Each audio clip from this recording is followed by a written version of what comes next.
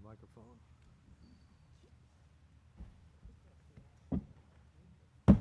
All stand for the Pledge of Allegiance.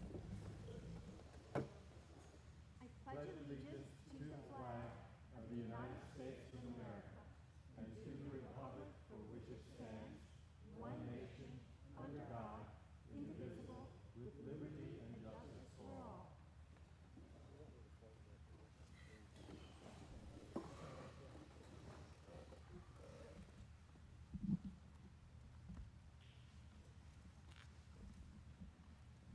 Heidi. I move that the board enter into open session and affirm that the board met earlier today in executive session for the purpose of discussing matters involving violations of the declaration and regulations for which a member, his family members, tenants, guests, or other invitees are responsible, and discussing personnel matters. Second. Moved and seconded to enter into open session. All in favor say aye. Aye. Aye. Any opposed say no. Motion passes unanimously. Terry. I confirm that a quorum is present and proper notice was sent to all members of record.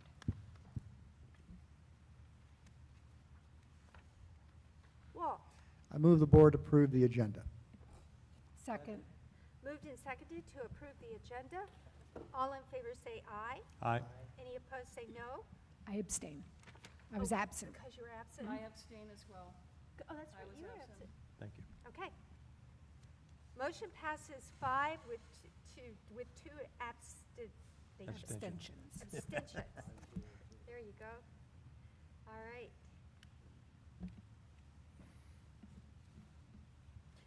Terry. Wait a minute. I think we just did it wrong. We were just approving the agenda, or? I think we were approving the agenda. Now we're Okay. approving the minutes. Now so Yeah, it's actually the minutes that we're abstaining from. So, yeah. I move the board approve the minutes of the August 7th, 2021 regular meeting of the board. Second. Moved and seconded to approve the minutes of the August 7, 2021 regular meeting of the board. All in favor? Aye. Aye. And 2 And abstentions. 2 abstentions.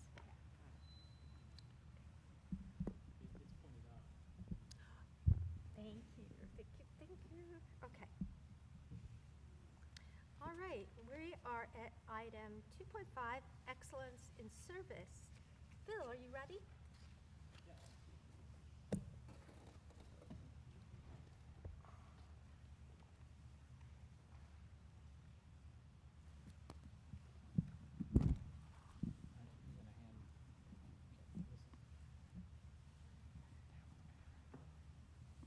Good afternoon. That's by the way, that's Karen Mullard. She's our HR coordinator, HR manager, and she's helping me today. We have the Excellence in Service Awards that we do quarterly at Lake of the Woods to recognize outstanding employees, and both on the individual basis and on a team basis. And so today we're doing both. We're recognizing an individual employee, but also a team. And I always like to see the team work that happens, and love to recognize our employees. So we have a certificate that I'd ask our president to read, and the individual award for the second quarter of 2021 goes to Bridget Hutchins. So we ask Bridget to come up. She's our equestrian manager.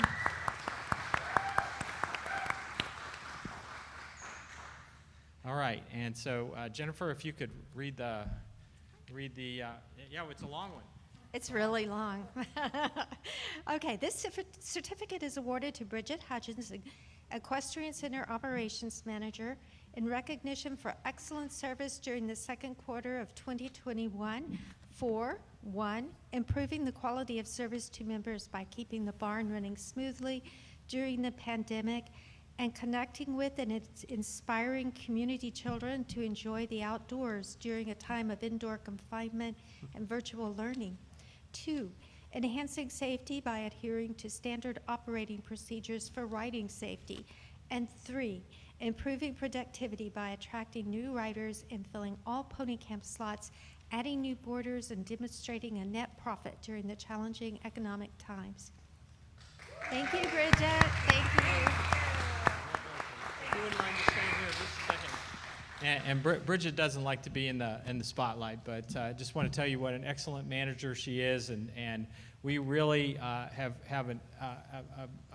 a woman who is a true lover of horses, out there, and that's one other thing I'd want you to know about her. She really does care for those horses and make sure that they're in the best environment, and if she says it's too hot to do something, it's too hot to do something. Whatever it is, we trust Bridget. But she's also, just done an excellent job, as you said, for the quality of the program, the safety, and the productivity, and it just really shows. She did really well last fiscal year, and I know it's going to show again this year. We're working on trying to get her some more staff people, a more consistent basis. So, but we're gonna talk about the team here in a minute.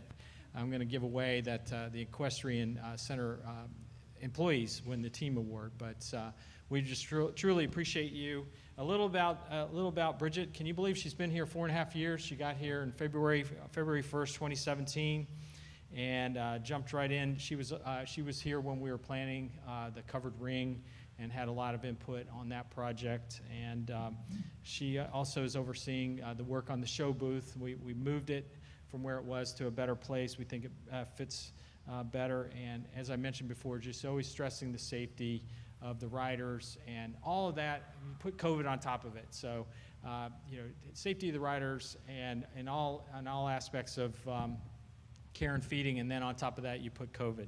And then as I mentioned, the health of the horses absolutely comes first. I'd hate for her to have to choose between her general manager and the horses, because the horses are going to win, absolutely. In addition to your certificate, we also have a letter from yours truly saying that you have a day off with pay, and also $50 to spend on something just for you. So you're so appreciated. Thank you so much. All right. Thank you, Bridget. All right. Now Karen's going to hand us the other one. Just hand that straight to. Yes.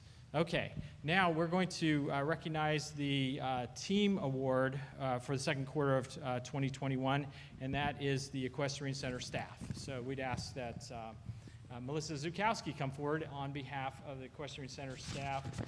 That includes Brittany Cicero, Trinity Bumbry, Jessica Berry, and Lindsay Timbrook.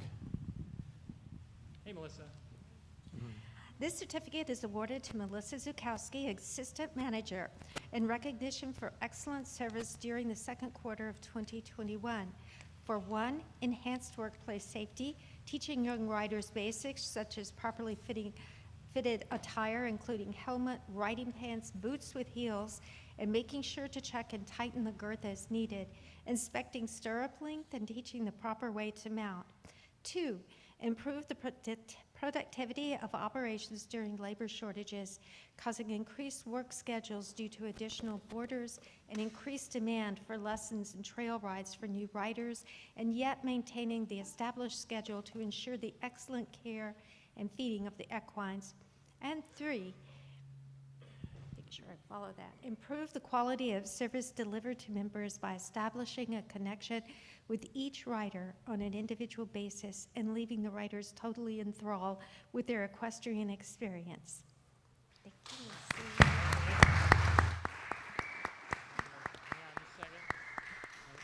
Of course, we love having Melissa at the Barns, and she's been with us for quite a while, and she was hired in 2010 and then left and came back in the 2013 timeframe. Has been here ever since, and she's our key instructor. We really count on her. I wanted to point out that Sue Flores and Sharon Force are here from the committee, and if you hear all that cheering going on, they're definitely leading the cheering from that respect. And so we're just so glad that you're the assistant manager there, and we really count on you to keep the team going. And I know you're teaching the other equestrian employees how to be excellent instructors and how to do their job well. And as I said, the others that are receiving this are Brittany, Trinity, Jessica, and Lindsay. So please pass this along to them, our thanks. And for you, we also have a day off with pay and $50 for you to spend. and the other members of the team will get that as well. So I appreciate you. Thank you so much. All right. You want to say anything about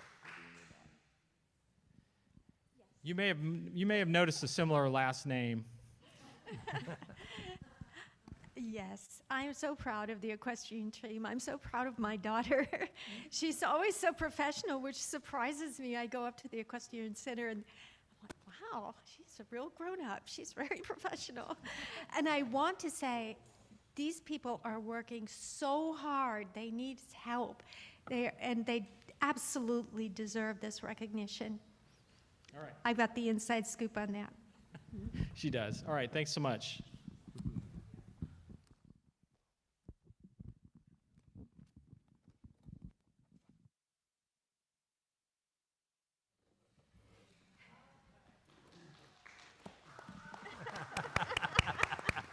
Why aren't they riding off on horses? All right, let's see. Do 6. All right, we're now at item 2.6. We want to recognize Sheila Wemble, the coach of the LOWA Barracudas for years. Okay. I'm trying to pick, can you hear me? You got to speak up. No? Then I can't. Yeah, It's on, It's on. It's on. Put it right in front of you. Taylor, can you help me out so I can be louder? Is this better, guys? Thank goodness. Okay, then I can take this out of my mouth. Okay. Now, item 2.6, recognition Sheila Wemble. You got Heidi and Phil. Heidi and back, put it Phil up front or something. I think we just do it from our Okay. I wanted Heidi to do it. Well, I'll start. So I guess a few months ago, I brought Sheila's name up to Phil and the board with a consideration of trying to recognize somebody who has spent over 40 years here in the community with coaching the team here, the Barracudas, and also managing the pools. And while my first suggestion was to rename Sweetbriar Pool after her, that would become probably problematic because it has a well-established name. However, what Phil and the team has done is come up with an alternative, which I think will certainly be here for perpetuity, to really recognize what she's done. Being a swimmer myself, I know that the long hours of coaching everyone, and she coached some of you, your kids, grandkids, etc. It takes certainly a lot of time and patience to coach these kids. They won numerous multiple division titles, definitely swim meets against other teams, but it's even more than that. It's all the time spent at the meets. It's determining, who's on the relay. It's determining who ought to swim this stroke or that stroke, and getting the best performance out of each and every one of these kids without playing favorites. It's something that is absolutely something you have to be very passionate about, and you can tell that she was. I never had a swim coach who coached for over 40 years, ever, because there's certainly a lot of burnout, but she did a great job. I think this recognition is incredibly deserving, and unfortunately she's not here, but she will definitely be contacted, and everyone will be able to go and see the plaque once it's mounted. Over to you.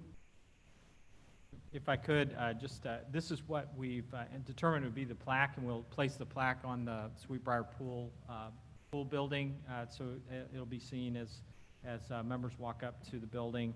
It'll have the Lake of the Woods logo and say, "In appreciation and recognition of Sheila Wemble, Low Barracudas swim team coach, 43 years of service." And it'll have the Barracudas logo, and it'll say, "By the Board of Directors, Lake of the Woods Association, Inc., August 17, 2021.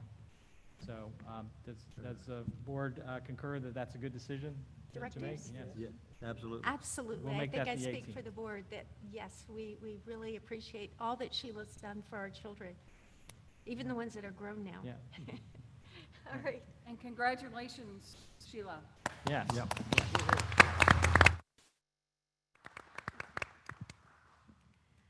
All right, we are now at member comments on unfinished and new business agenda items and member general comments. We ask that everyone maintain proper decorum. Please give us your lot and name, lot and section number, and you have 3 minutes to speak. John?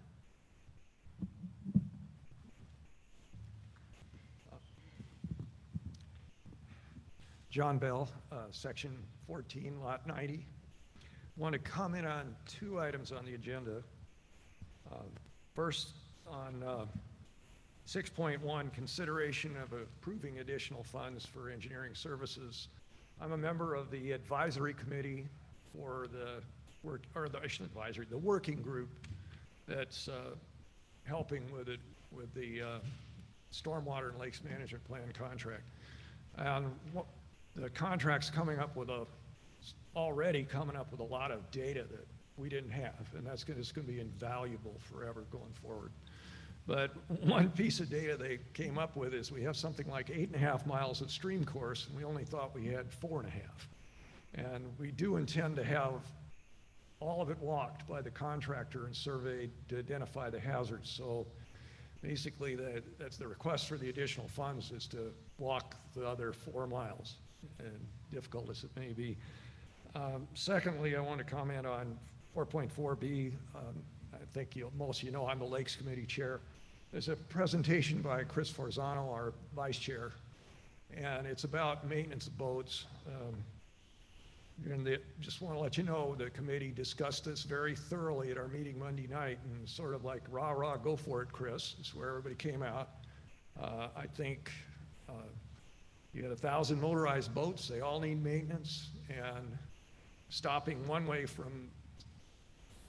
of doing it probably was counterproductive. So I think Chris is advocating something that would probably benefit the community and reduce risks overall. And keep in mind that the docks are over community property, and people do maintenance work at docks, whether good, bad, or indifferent. So, and then personally, I would say a method where we had qualified contractors that were insured, indemnifying the association doing the work anywhere on community property, including the lake, over the lake at docks, would reduce risks over what we've got right now. But anyway, just encourage you to listen to Chris, and believe me, she has the full committee support. Thank you. Thank you, John. Okay, anyone else in the audience? All right, anyone on Zoom? Taylor, is anybody on Zoom wants to make a comment?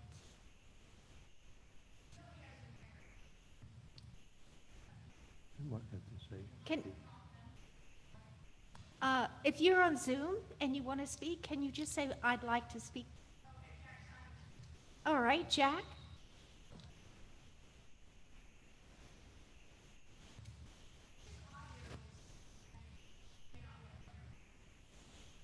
All right, we'll just give him a minute. Jack, are you on? And if so, would you like to speak?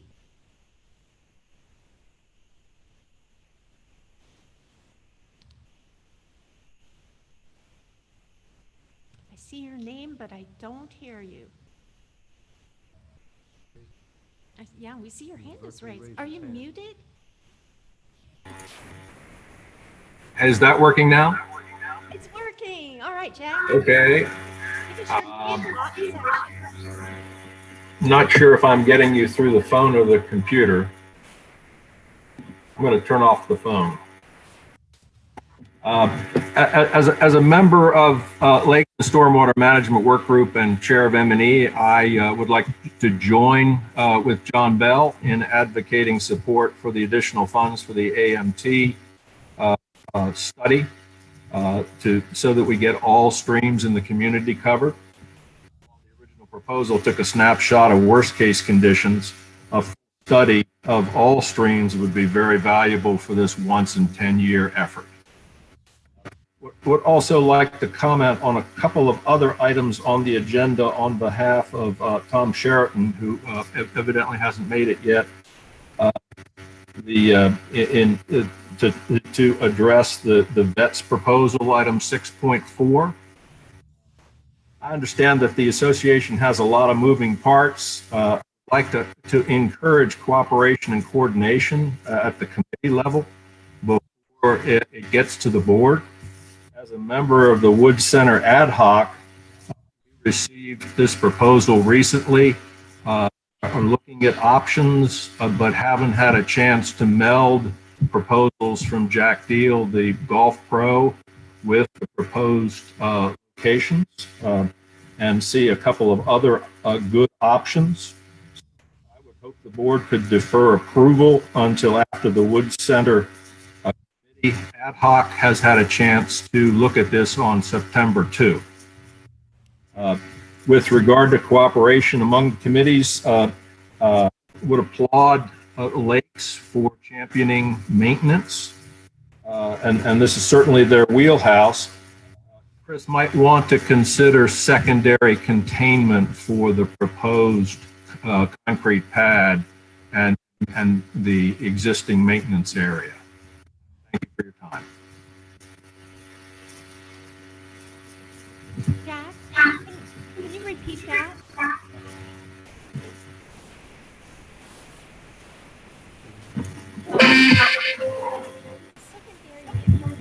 Secondary containment? Yes. Secondary. Secondary containment might be a protection for the concrete pad that's being proposed. Also, we might want to consider it for the maintenance pad that's already there. Thank you, Jack. Thank you. I think Phil will be in touch with you to talk about that further. Thank you. Okay, Phil, did you have a comment? Jack, I'm not following what you're saying about a secondary pad, so if you could just contact me after the meeting so I can make sure I understand what you're saying. Okay. Will do. All right. Is there, Tom? Tom is here, by the way. Oops. Timer. All right, Tom, go ahead. Madam President, directors, members, I was going to make comments before the meeting, but in talking to Heidi, I understand the 6.4 is essentially going to be a request to approve fundraising. The ad hoc was not involved. As a member of FLOW, they're not involved. Whether we get involved, the future will decide, but we wanted to sit down with the vets at our September 2nd meeting to go over the locations and why this specific location they picked. We thought it was too small. It didn't allow for expansion. You couldn't have ceremonies there because spectators would be standing in the driveway or in handicap parking. So we want to discuss, and I met Bob Ferguson. Heidi introduced me to him. Mike, I'm sorry, Mike Ferguson. And I'm going to invite him to our September 2nd meeting, and we can go over the alternatives they considered. That's why I didn't come up and make comments. Thank Okay. you, Tom. Thank you. All right, Jack? All right. Is there anybody else with a comment? If you're on Zoom, say, I want to speak. Okay. Hearing none, let's move forward to item 4, reports. All right, executive session actions. Pete. Yes. I move the board adjust the general manager's contract and his compensation based on merit review as discussed under personnel matters in executive session today. Moved and seconded to adjust the general manager's contract and his compensation based on merit review as discussed under personnel matters in executive session. Any discussion? All in favor say aye. Aye. Any opposed say no. Motion passes unanimously. Pete. I move the board approve the committee changes as presented. Second. Moved and seconded to approve the committee changes as presented. All in favor say aye. Aye. Any opposed say no. Motion passes unanimously. Terry? I'm going to give two updates. Sorry. Two updates. First, the referendum update. As of today, we have 2,264 votes. There's really effectively been little movement since June. Essentially what happens is every time we adjust for the people who are moving out, we manage to get some new votes from people who are moving in, but it's not making a difference. So we've been at about 2,260 to 2,265 since June. Can I just jump ahead to the next Yes. one? Please. Yeah. So the next one is the board elections. And as of today, we have 390 votes. 360 are electronic, 7 are by phone, and 23 by paper. As a reference, last year at this date, when we were doing board elections for Carl and myself, we were at about 700 votes. So we are significantly behind where we were last year. So I think, yeah, we are urging everyone to please vote for the board. Even though there's only 3 officers running for 3 positions, it is important that we get a minimum of 800 votes, because that's what's required in our covenants. In addition, 2 of those positions are for 3 years, and 1 is for 1 year, and the only way we can determine that without just flipping a coin is to actually receive votes that would make, tell us that difference. The person, obviously, the person getting the fewer votes has the 1-year term. And I think right now we're trying to just assess what are the different ways that we can make people more aware of what we've put in Lake Currents, what we've put in the Friday email blasts. I know people are making efforts to go to the Holcomb building and make sure people are getting their ballots if they're there, as well as I think some board members may be going to some of the meet and greets at the clubhouse. And any other suggestions that people have for how we can get people to vote, greatly appreciated. Thank you, Terry. Pete? Yes, I'd just like to amplify what Terry said. On the surface, it seems quite simple. There are 3 very qualified candidates, 3 positions. Why do I have to vote? Because our bylaws require an 800 quorum in order to certify an election. We have 4,260 members. We need 800 of them to please vote. I've run into people that I know vote all the time and everything. We did not send out paper ballots this year. We have electronic means, telephonic means, etc. But so the urgency, and maybe it's referendum fatigue, I don't know, but we really need to get everyone here to encourage their friends and neighbors to vote. You can vote for all 3, 1, 2, or 3 of them, but the proxy ballot is important in order to certify the election on September 6th. 800 out of 4,260 are necessary in order to do that. Otherwise, the current board stays on until we can get it resolved. So please get everyone to vote. I know one person said they don't want that to happen. Thank you, everyone. Carl? Yeah, I'd like to make a comment. Everybody out there, the membership that voted for us, all these board members to be on this board, and all the time we spend devoted for free to help you guys out with decisions in this lake, we're only asking you to take a little bit of time to vote. I don't think that's asking too much of anybody in here, but it's your responsibility to at least vote for things that we put out in front of you. If you don't vote, it gets stalemated, and we can't have that. We got to get to the end of this somehow. Thank you, Carl. And just one more thing, there's multiple ways it was printed in the July 30th Lake Currents. There will be an email blast to everyone, multiple ways to vote coming out tomorrow. And anytime you're near the Holcomb building, they now have printed paper ballots, and you mark those, throw them in the the creamsicle colored ballot box, and it's very simple. So please vote. Thank you. Thank you, Pete. Okay. Let's move on to item 4.2, General Manager's Report. Phil? Thank you, Madam President, and my report has several pieces to it, and we'll take them one at a time. I'll try to move through them quickly. The first one has been our tradition throughout this board year, and congratulations on completing your board year here at this meeting, your last regular meeting, is to talk about coronavirus and how it's affecting our operations. At this point, we're not proposing any changes, but we're in planning mode for the September 4th event, and that'll be the next big LOWA event on the calendar. I would tell you, we have heard from some groups that are starting to back off a little bit. They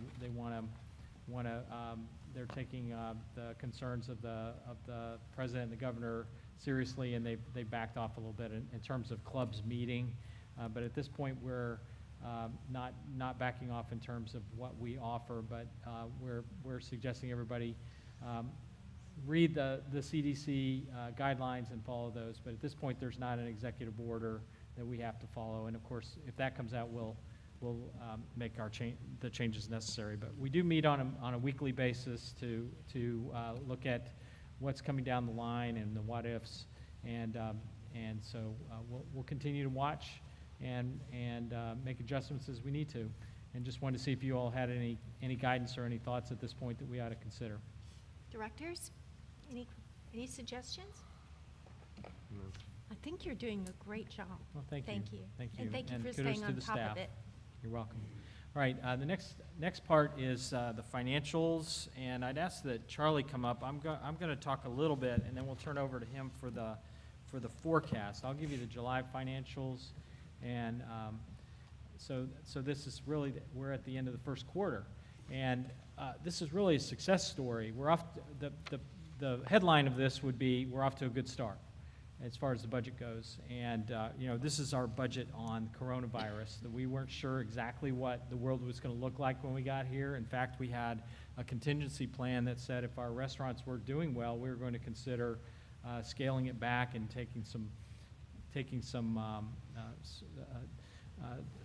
a path that would maybe end up one of them being shut or the hours being curtailed quite a bit. But they're both doing really well against budget and pretty well against where we were in the 2019 timeframe before coronavirus. So that's a really good news. So the headline is we're off to a good start. And Charlie's going to talk about the forecast for the rest of the year, but let me give you a snapshot of where we stand in July. First of all, I want to tell you, as far as the assessment goes, which is our main source of income, that we collected another $322,430. And that brought us up to $5,862,279, which is about 79.1%. And that's actually really good compared to where we were last year. We were at 76.9. So things are moving along well. We don't have any concerns as far as that goes. Our delinquency rate is 7.1, but not concerned at this early going. We will see that continue to drop as we go through the year. We anticipate that the delinquency will be below 2%. As it usually is. If you look at the statement on the departmental budgets, we're showing a positive variance of $112,422 for this period ending July 31st. If you look at the breakdown for revenue, we're ahead, very good number, $203,000 ahead.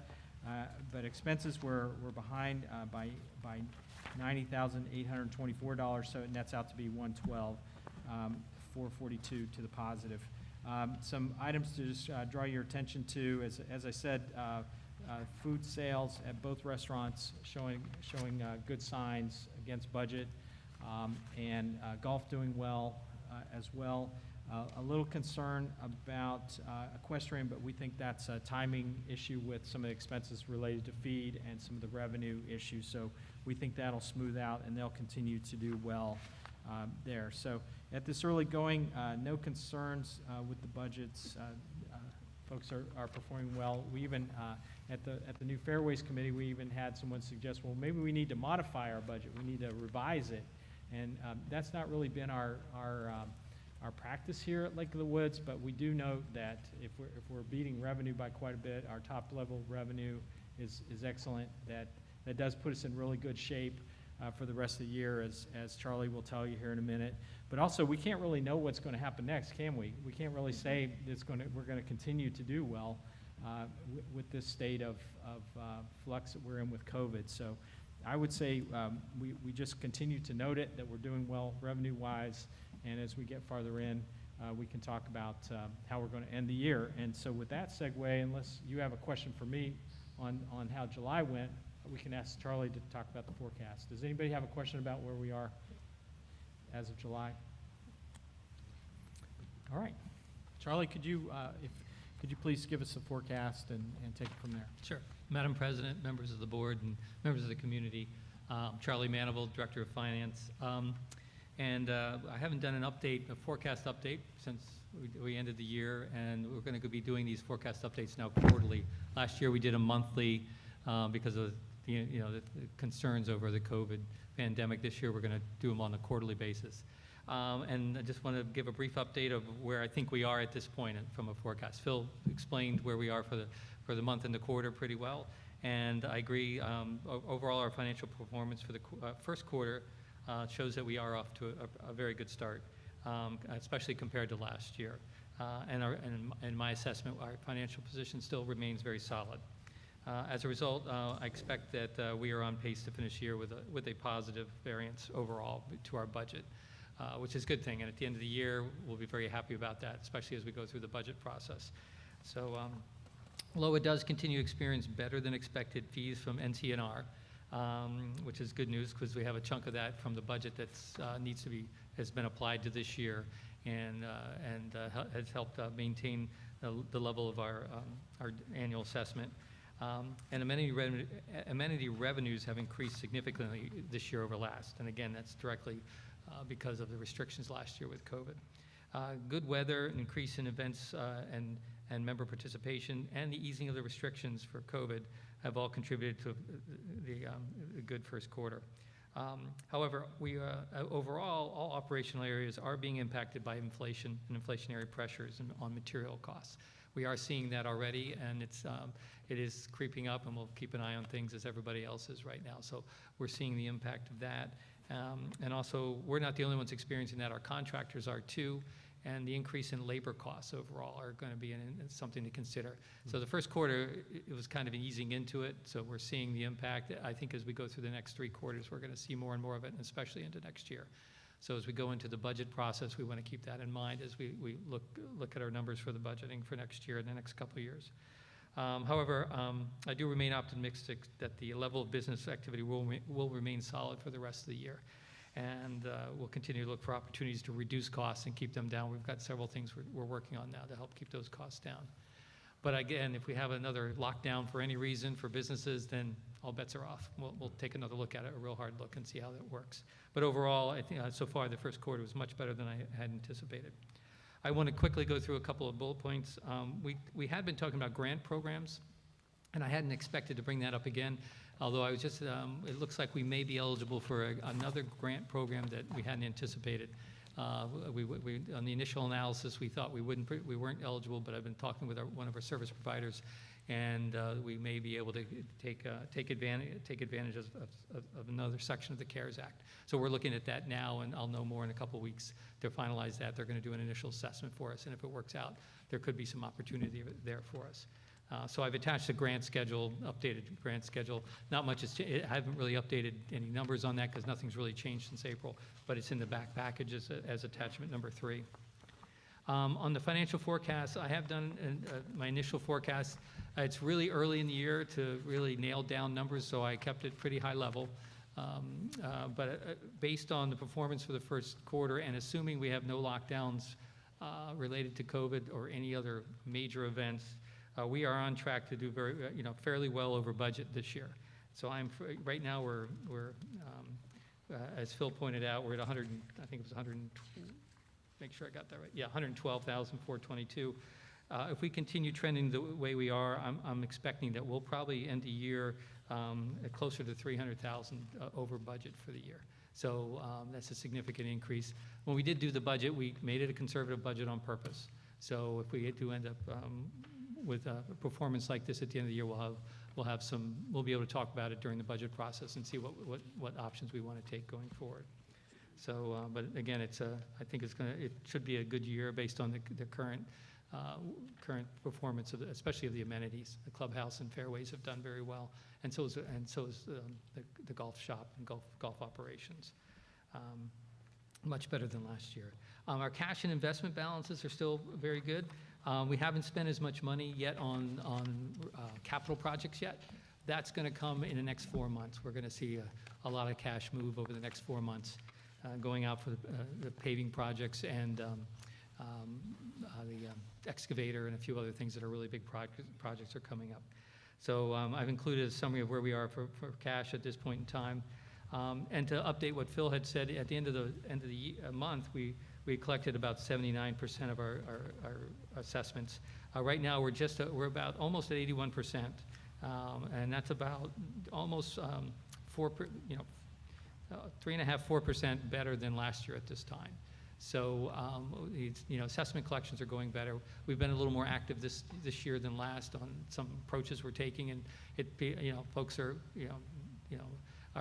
they get the reminders and they're remembering. I guess that's the best way to describe it, and we haven't had issues, so it's been good. So we are collecting the cash as needed. And our delinquency rates for 20 and 21 are at 1.2% now, down from the 2% at the end of the year, and now even the prior year we're down to 0.4%. So we're still collecting money from prior years, even though we're not presenting that on a regular basis. And just as a heads up on reserve balances, we've collected about $168,000 in NCR fees so far. Our budget called for $250,000, so we're getting very close to collecting the full amount we expected already for the year for the NCR fees. So, but again, NCR fees are, can go up or down very quickly, so we're monitoring that carefully. But once we hit the $250,000 mark, we'll have met budget, which I think is the most important thing. So anyway, so that's where we are. Any questions? Directors? Carl?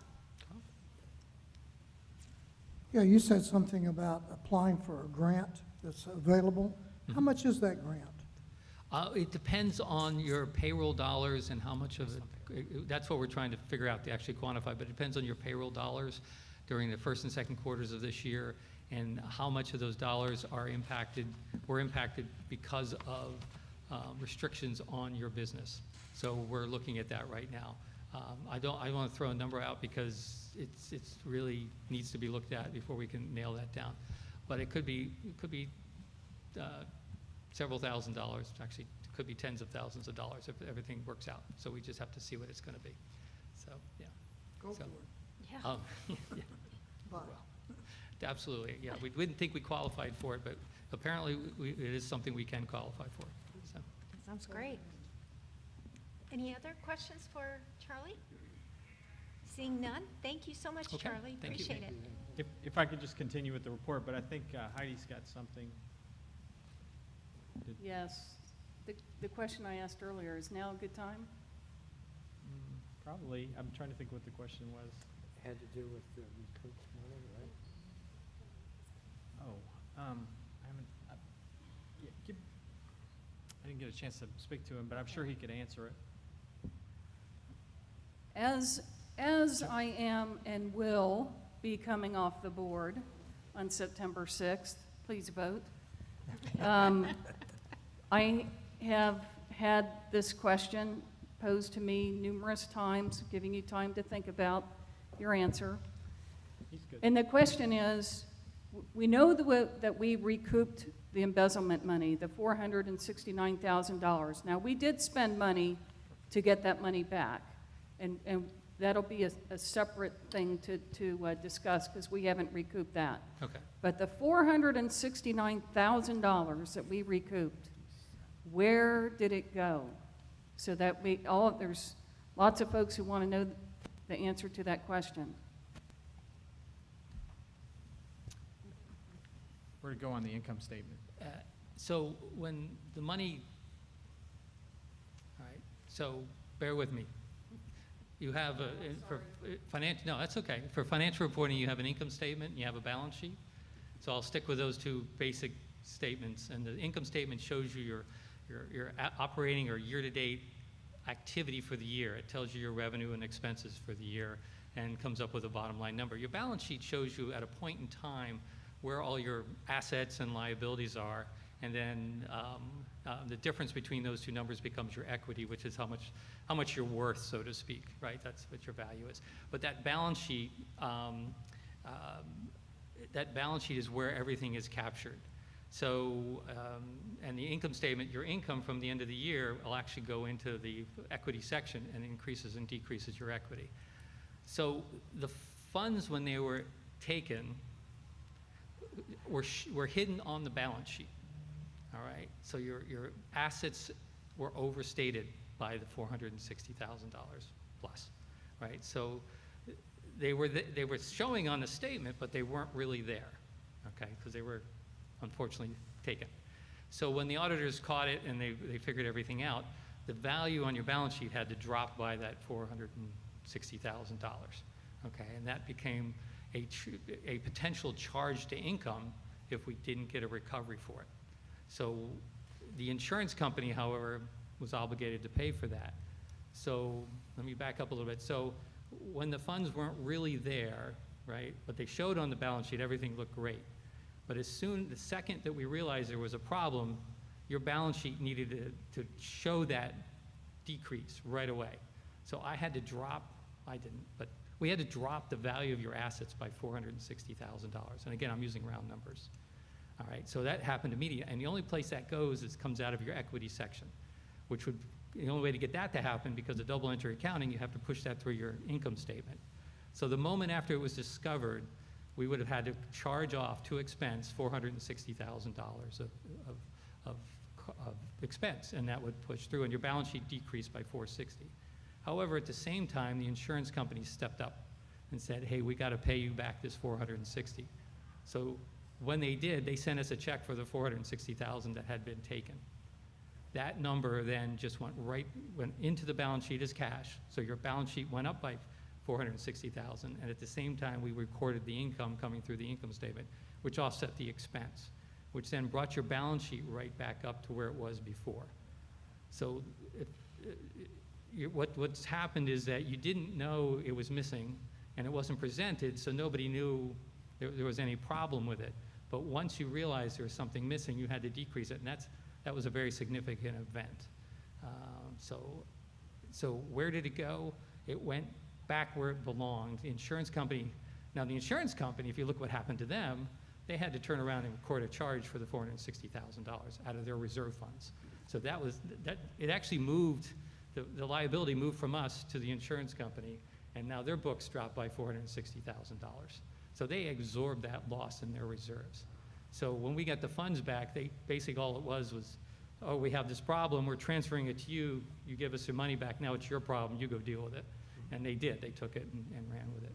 But financially, we stayed basically the same because we didn't know it was missing to begin with. Does that make sense? I don't. I think that's a great explanation, and I hope that folks, when they are watching this, understand that. In essence, it made us whole. Exactly. Exactly. There was a hole dug, and when we recouped it, it filled it, and who really ate it was the insurance company, unfortunately. Right. So hopefully that will now clear things up for the 4,260 lot owners here. Thank you. Yeah, and if they hadn't taken on the liability, then we'd have to come up with a place to find that 460, which we didn't have to do. So that's right. Okay. Carl? Wait a minute, it's not done yet? Yep. So, I got two questions to ask. Number one, do we still have the same insurance company? We do again. We do now, yeah. We didn't. They dropped us because they had to. But now they came back. Now that we got them back, how much did our insurance rates go up? From back then, yes, but they just dropped this year from our prior insurance carrier that we moved them to by $122,000 savings this year because they came back and took over the account. So what happened was when they, because of the losses we sustained not only from this, but there was a pool issue at the time, and there was another issue, they had to, clubhouse, sprinkler system. There were a couple of other issues. It wasn't just the embezzlement, but there were a couple of other things that happened, and they had to pony up and pay all these liabilities over a couple of years. We got to the point where, we were obviously, they needed to raise our rates because, we were having bad experience, but they couldn't. Under state law, they weren't allowed to do it. So that forced them to drop us because otherwise they would have constantly have a losing account, which they weren't willing to do. So they either kept having a loss account, which they weren't willing to do, or they were going to drop us. So they had to drop us.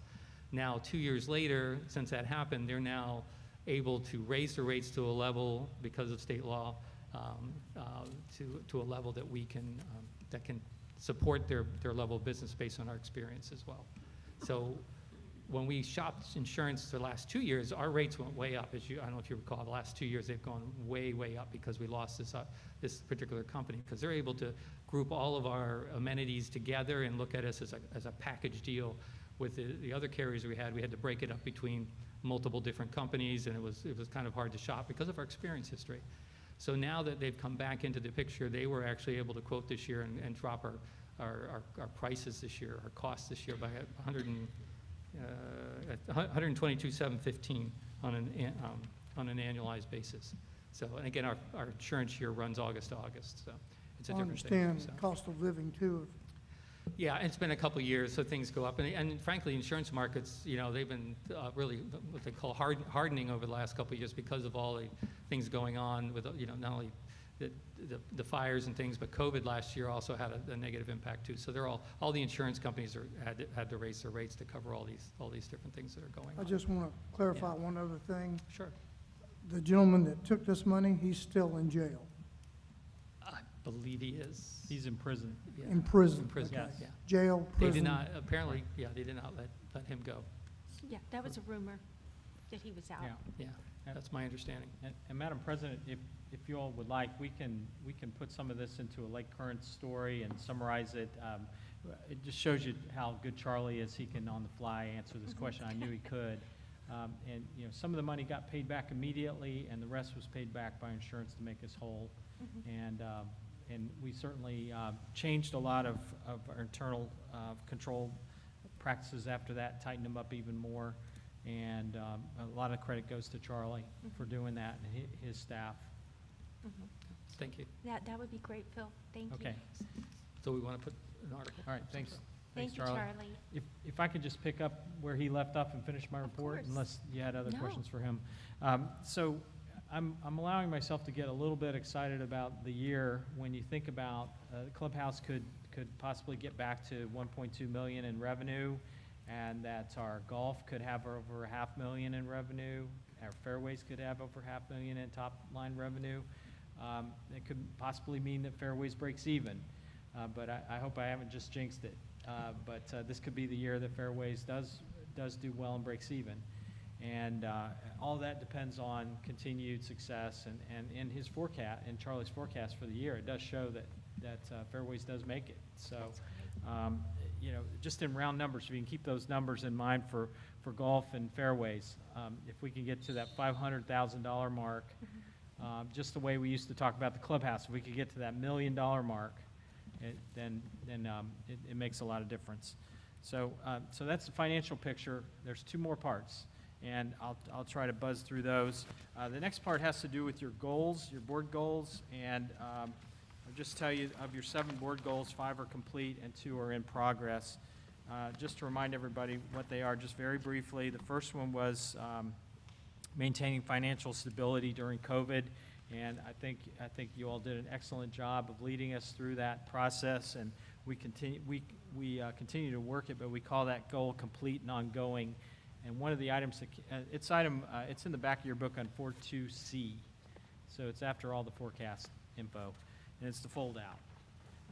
And so one big takeaway from this process is we got Zego, which allows you to do payments online. So that was the missing piece that we had, that you could do credit card payments online, so we're really happy that we have Zigo now. Item number 2 is the Lakes Management Plan, and that's the one that's ongoing.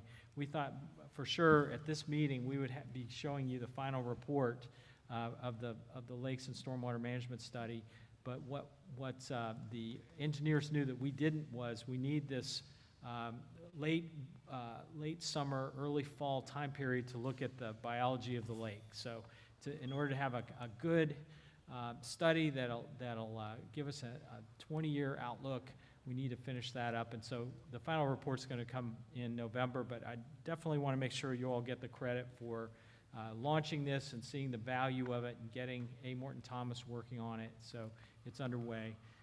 And as I mentioned before, we'll give you a down payment on the final report in October when Nick Blankenship, who's here in the audience with us, gives you the look at the fisheries and the plants, wetland plants. And so once you get that, you'll see how well we're doing. All right, the third item, you remember back when we were worried about FEMA maps and we needed to change these FEMA maps? Well, that's one that was complete and ongoing. FEMA has not finalized its maps yet, but when it does, we'll remind everybody how important it is to look at that insurance requirement if it is in how it affects their individual lots. But if you recall, we needed to be concerned about the clubhouse and its proximity to the lake, but we got some good news. We had AMT look at that, and they believe that if we install I'll call it I don't know, it's almost like a doorway or a piece that would slide down into place on the stairs of the lower level clubhouse entrance. If we have something that just slides into place, that we believe that will resolve our problems with flooding on the lower level. If we, of course, we got to make sure that stays in place, but it could be as simple as installing that piece or having it ready to install in case of a flood, and that would save us money as far as spending goes to have flood insurance. So we're very excited about that was a good outcome for that. So that's the third goal, and as I said, it's complete and ongoing. The fourth goal had to do with the wake boat regulations, and of course that you finished that early on, and we continue to look at how the course is being used. Anecdotally, though, we're hearing that members are saying they're not seeing the wave damage the way they did in the past, and so security is enforcing that you have to do wake surfing on the course, and that's made a big difference, and we'll continue to monitor throughout the year. But according to the chief, we may have saved that sport by designating the deepest, widest area of the lake to have that done. So good job on that, board. The next one is exploring modifications for commercial vehicles on private lots, and this one is ongoing. You actually have an action item on this agenda to advance it one more step, and that has to do with advertising on vehicles parked on the lot, and which has been a sticking point, and we believe we've got the language ready for you to move on. That would go to rules and the attorney, and of course then to member comment after. Short-term rental properties, we continue to monitor that. We've used our 100% ID check stop at the gate, and we found a short-term tenant there. We continue to look online to look for other opportunities, and when we do, we contact them and make sure that they're paying the tenant fee, and so that's going to continue to go, and of course we're going to communicate that with the Commissioner of Revenue to make sure that the county knows that those short-term tenants exist. The last one is automation, and I mentioned Zigo earlier. We'll count that as complete and ongoing. We hope to see more automation as we go in the finance office. And I know one of the items we've been talking about and we hope to get to is fully automating the early boat registration next year, where we can try to make it paperless. And so we're trying to see if we can get to the point where everything can just be paperless for that process. We can email the information to members. They can register and complete the transactions without bogging down a lot of paper. I've been here almost 10 years now, and one thing I've noticed is the paper has not gone away. In fact, we have more transactions than we ever have before, and all kinds of transactions. It means more and more paper. So we're always interested in automating as much as we can. So that's your report on the goals. Let me see if you have any thoughts about that. And I just have the wrap up of the last couple of items. I think Any we got a questions? question. Heidi? Not a question, but just a comment, just for clarity to the members on the board goal for the short-term rentals. While we understood from the survey of our members that the majority of the members were not in favor of short-term rentals. However, in order to change that requires you got it, referendum, because it does not ban them in our covenants. It allows for them. Now, albeit not in the language of today, because VRBO and Airbnb weren't We didn't think about that. terms back when that was written into our covenants. But it's not that we didn't hear you with the survey. So the best thing that we can do is identify them, make sure we're getting revenue from them, make sure the Commissioner of Revenue gets their fair share as well. But if folks are really adamant about how much they hate it, then you're going to have to vote in a referendum to change it. Right. And that's an excellent point. So it does take that to change it. And in Virginia, Airbnbs are considered a residential use, and we can't do anything about that unless we change our own governing documents. Okay. Walt? Yeah, also on short-term rentals, there was an article in the Freelance Star this week about how Spotsylvania County is struggling with short-term rentals because apparently reports are that Lake County is a bit of a circus because of short-term rentals. And actually, what's being held up as an example is what's going on in Orange County. So Spotsy's trying to catch up to where we in Orange County are right now. But Heidi's right. Thank you, Virginia Supreme Court. Our hands are tied unless we have a referendum as far as being able to really clamp down or prevent them. Any more questions regarding the goals or comments? Final items. Back on 4.2, my report, I had 3 other items. If I could just touch on those. One is I want you to know that we have all sorts of vehicles here at Lake of the Woods that is owned by the association and driven by employees. And overall, we do an excellent job. From time to time, there is a fender bender, and we want to try to make that a zero accidents. And so Chief Scott Walker, our security chief, working with Carolyn Broder, our communications manager, are going to have come up with a program called LOWA Drive Safe program. And this will be implemented this fall, in which we have all employees that drive our vehicles as well as drive their own personal vehicles for lake purposes take this training course to go over such things as personal safety, impaired driving, distracted driving, and safe driving habits to try to make sure that we can be as safe as possible. So kudos to the chief, Karen Mollard, and Carolyn Brodeur for coming up with this program. We're not going out and buying a package somewhere, spending all this money to bring it in. We're actually using our own folks to help train the staff. So looking forward to that. Anybody that drives a LOWA vehicle will need to take it, and then anyone that uses their own personal vehicle to run errands, for example, go to the bank, go to the post office, et cetera, they're driving on our time, so we want to make sure they do it as safe as possible. 2 other items. LOWA porta potties and Orange County. It's been mentioned at a previous meeting that LOWA is in violation. There are concerns that we're in violation of state law or health department regulations when it comes to our porta potties at the beach.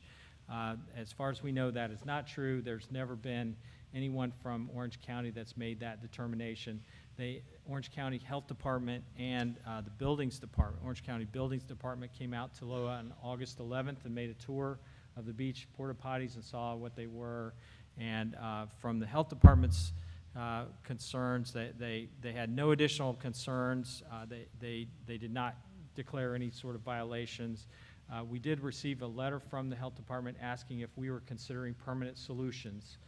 So a little bit later, when Carolyn presents the results of the study, one of the questions we had is, what do you think about having a permanent solution here at the beaches? So that was the question from the Health Department. I wrote back to the Health Department and said, yes, indeed, we are looking at permanent solutions, but this is what we have in the meantime. And then as far as Buildings Department is concerned, they had no concerns because the wooden screens that we use on the porta potties do not trigger up any sort of code compliance or building requirements. So we did hear from the county, wanted to make sure you knew about that, and so that's where we stand. And as I said, a little bit later, Carolyn will go over the results of the survey of the members. The last item is very significant, and I believe that this would be a good topic for your board retreat in September, and that is our situation with congestion at the front gate, at the main gate of Lake of the Woods, caused most of the time by the left turn lane into the lake, the westbound lane as you get off into the to make a left turn into the Lake of the Woods from Route 3. That gets congested and pushes traffic into the traffic builds up into the travel lane, which is a real driving hazard for those that are trying to drive through and those that are sitting there waiting for their turn to get into the turn pocket. It's reached a point that our security chief has said, what do we do? We don't have a third gate on the horizon. We don't have any sort of project to relieve this. What can we do? And we reached out to our VDOT Louisa office, our Louisa District Administrator, Al Saunders. And if you've ever dealt with Al, you know he's just an excellent public administrator, very organized. And he had 6 other people on this call to talk about Lake of the Woods issues. And our president, our vice president, myself, our security chief, and our director of facilities was on the call, and they were trying to help us think of some ideas that we could do to relieve in temporary time period, in the short term and in the long term. And a lot of it had to do with possibly moving our either moving our security gate somewhere down on Lakeview somewhere to give more room to stack, or opening the third gate at across from Rapidan Road where it was proposed a few years ago. Those seem to be the 2 best options, but there needs to be a lot more planning before we get to that decision point. But you'll see here in my memo there were 5 things that Al took away. He said that we want to review the 2016 Welford Engineering Study that had a number of recommendations. And so we sent that to him immediately, and he'll be looking that over. Second of all, he thought that, and Jennifer, this was your idea, that we have a town hall type meeting with the community and talk to them about some of the issues at the front gate. Folks, where this is showing up now is on Saturdays and Sundays, we get to the point where law enforcement is telling LOWA security to open the gate to let the slug of cars in so that we can so that it won't back up onto Route 3 travel lanes. And security is issuing each of those vehicles a pass, and they're also making sure that the driver gets on camera. We're capturing their vehicle and the driver on camera as we hand them a pass. But that's happening on last Saturday. It happened 4 times. Mm-hmm. So we're getting to the point now where there's just no way our main gate can keep up, and that's the symptom. So anyway, Al Saunders did say he would come to that town hall meeting, which would be excellent if he could do that.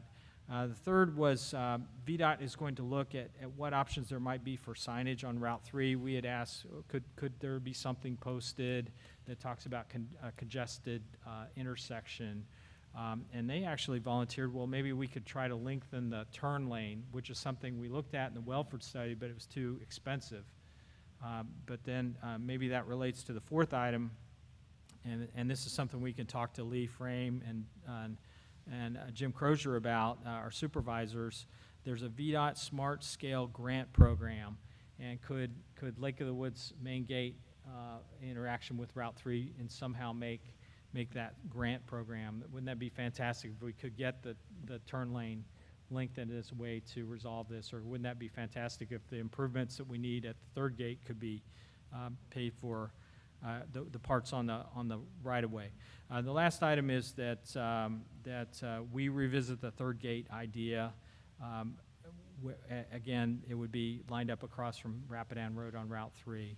So all in all, I'd say as we go into this new year, we ought to think about whether we want to retain an engineer again to look at this, or what steps we ought to take. But it's getting to the point where we've got to do more to try to control, to try to keep this congestion down on Route 3. So with that, I would just say I'm happy to answer your questions, but it's been a pleasure working with you all. The board term ends really right now at the end of August. We go into the new board term in September. So it's been a pleasure working with you, Heidi. I really learned a lot working with you. Really appreciated all your input, and we're so glad that you chose to serve on the board. Anybody have any questions for, okay, Carl, go ahead. There was some discussion about over at where Eastover and Westover meet, and there was by the dam on the small lake, there's a gate there now, and we were talking about maybe making an exit only. Has that been dropped? No, sir. I would like to see us continue with that as well. In the Welford time period, the concern was our issue is really an entry problem, not an exit problem. Mm-hmm. But as Waldis pointed out, if we're sending cars back up to the front gate, that means that's another transaction that has to take place at a time when we're trying to get all these people in. So I think that would be an excellent project, and one that we've spoken to VDOT about, and they said there's good sight lines, and they could see that getting approved as an entry point onto Route 3, not just an emergency gate. I just want to make sure that was still on the table. Good point. Okay. I remember in 2016 when we paid no attention to the Welford report, everybody called it Phil's Folly. Well, guess what? Pete and I were like, Phil, we got to do something about the third gate. So this is not Phil's idea. This is coming from the board and from the chief and from members who get upset when we just have to let traffic in, because that's what Orange County Sheriff's Department has told us we have to do. So it's not on Phil, it's on us. Okay. Cliff is... Oh, Cliff, go ahead. In looking at solutions for the front gate, I don't see it a lot, but in certain places, you'll see lights that turn a one-way lane into the opposite. Is it possible we could use one of our exit lanes on a temporary basis to bring in traffic that way? It's just something to consider. I'm not the engineer on this. Well, guess what? We're going to have a town hall, and you can bring that up. It's an excellent idea, and one that security has already thought about. I would just say it's one of several ideas that may get pursued in the next few weeks. We may try some of these things. For example, on September 4th, we'll try deploying 2 officers, one at the top and one in the intersection, to see how that helps move vehicles through. Another one would be to say that the right lane must turn right. There's no stopping. You just keep turning right, and that means that when you get farther down, you might have to do a U-turn and come back, but at least it helps clear the tranche of cars through. And that would be another one that we bring cars down the other side of the security hub, but that means that you got cars nose to nose. So that's the only thing we'd be concerned about that, unless we had some pretty good barriers or a lot of cones. Okay. One other thought, I don't know if this is ever going to be possible, but when you come in the gate at the main entrance, there's an arm that holds us back, and then it goes up when we pass. I don't know if this is feasible, but is there any way, if you've got a sticker on your car, that gate's always up, so you can come always in. And if somebody comes through that doesn't have a sticker, that would another gate would direct them over to the other lane. So this up and down, people hitting the gate, maybe a thought of some way to cure this. And we can pursue that. Again, we did talk to Entry Guard about it. They did not recommend that we do it that way, but one similar idea that we have is that the officer that's standing up the line, pre-screening drivers could send people down the member lane and you know, basically have like a garage door opener that clicks it and allows it to raise, even though they don't have a barcode, but they have a proper pass. So we're playing with all those kinds of ideas, related ideas. Would that be a full-time employee or just on heavy days? It would just be on heavy days, the idea that we would recognize the time periods where we get swamped, and we'd have to deploy 2 people, one at the intersection. Remember, we're bringing everybody down to a 2-lane intersection, so it doesn't matter if we have 4 lanes, 5 lanes, 6 lanes, we're all coming down to that 2-lane intersection. So ultimately, the Welford and VDOT have both said we need to build a traffic circle to bring people in, yeah, it'd be during high traffic times. Well, this is something we're going to talk about at the retreat, so save your ideas. Okay, let's move on. We are now at item 4.3, committee liaison reports. Directors, do we have any liaison reports? Anybody? Okay. Seeing none, let's move on to committee reports, and we have a report from the Elections Committee from Chair Leighton Cumming. Hi, Leighton.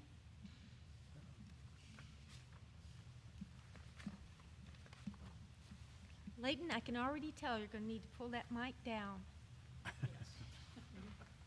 I'm sure. All right. Madam President, directors, general manager. Leighton, Good pull to the see- mic. Yeah. Good to see all of you all. And I'm going to be repeating some of the things some of the directors said, but I think they need to be repeated. I'm going to start with a plea to our members. Please vote in the election for directors. We have 3 candidates for 3 positions. Sounds like it's a slam dunk. You just say they're in. Well, we can't do that. Our governing documents say we have to have an election and we have to have at least 800 votes. As Terry said, as of today, we have 390 of the 800. We have 19 days left to get more than we've already gotten. So everybody needs to vote. Members have multiple ways to vote. They can vote, they should have gotten already an email from Vote Now with their ballot. If people who normally get their ballots that way haven't gotten them, please encourage them to check their spam filters. We've already had several examples of that being a problem, and there it was. They can vote by phone. That's new this year. We've only had a couple of them, but people can use either their landline or their cell phone, and it's a number at Vote Now they can call to vote. They can vote in person at the annual meeting with a paper ballot. Or they can vote by paper now. So at the Holcomb building, they have, where's the phone? They have these. You Can't can miss vote 'em. these, and you can wrap it as, was it Pete that said, you can put it in the awful orange ballot box. Or you can tear out the ballot. This is from the, I think it's July 30th. So there was a ballot in Lake Currents. You can tear that out and do a paper vote. Again, bring it to the Holcomb building and put it in the dreaded orange box. Or you can, again, pick up one of these ballots from the Holcomb building. This year, the Elections Committee held candidate interviews June 18th to introduce the candidates to the community. The interviews were filmed for later broadcast on TV Channel 18. The 3 candidates were interviewed separately and were each asked the same questions as we're required to do. Bill Lloyd conducted the interviews, for which we thank him. A candidates forum was held at the Community Center August 1 for members to ask questions of the candidates. Again, each question was asked of each of the 3 candidates, and Jim Zevrel asked the questions. even though I'm commenting only about the election because that's been the focus since August 1, I wanted to report also the referendum has been a significant part of the work of the committee this year. It continued from April through July when the focus shifted to the election. Committee members participated with board members in approximately 8 locations or events to solicit ballots for the referendum. Those events range from a table at the small marina to the compactor site to several concerts on the point, etc. None of those events resulted in significant referendum ballots being cast. Matter of fact, towards the end, we were not totally certain that people were trying to avoid our voting table, but anyway. The board will make a decision in October on the referendum. Whatever the decision is, the Elections Committee will work on this referendum if the board wants to continue with it, or we'll work on a new one that is decided. And lastly, I want to put a thanks into Charlie Manival. I'm sure working on the election stuff is not the most interesting part of his job, but he is there every time helping us. So thank you. Questions? Directors, any questions for Leighton? Yes. Thank you, and I might add a comment, Leighton. For those who may have lost their electronic ballot, I had one member, I suggested they send an email to support@vote-now.com, support@vote-now.com, and they squared it right away. So, Perfect. That's good to know. Anybody else? Walt. Just a practical question here. We have the bright yellow ballot that's available at the Holcomb Building. Would it be okay if that were scanned and then emailed out to people so people could print them out and have a white version that they print out themselves and fill out? Or does it have to be the yellow, on yellow paper? No, we have orange ones too. Okay. Yeah, I don't think it has to be on yellow. So- Phil, do you want to comment on that? I think that would be fine. What we're looking for, the basic information, lot, section, name, a signature, and date. And so, does the board feel like that is permissible as far as you're I think it's concerned? a great idea. Put it in the email blast. Put the ballot there. Yeah, because I intend to email a scan to people who I know who have fessed up that they haven't voted. Yes, please. Especially if you can talk, if you all are on any other committees or liaisons to committees, talk to them if you haven't already, and encourage them to talk to friends and neighbors. It'll help. Thank you. Thank you, Leighton. Thank you, Leighton. Oh, wait, Madam President, Phil had a one question. thing to note, the ballot is already available on LOWA.org for download as well, so you could On the you can website. copy that link, or we'll make sure that's known. Carolyn Broder is listening to our meeting and sending me information. Good for you, Carolyn. Thank you, Leighton. All right, let's move on to item B, Lakes Committee, Vice Chair Chris Forzano. Chris?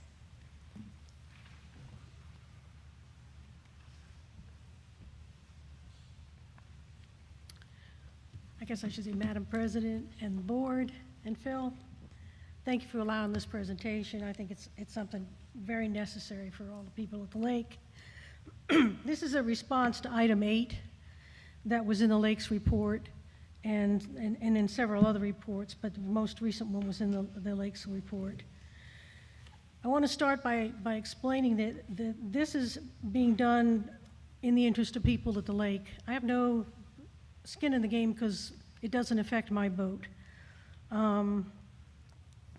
But the other thing I wanted to bring up before I do this presentation is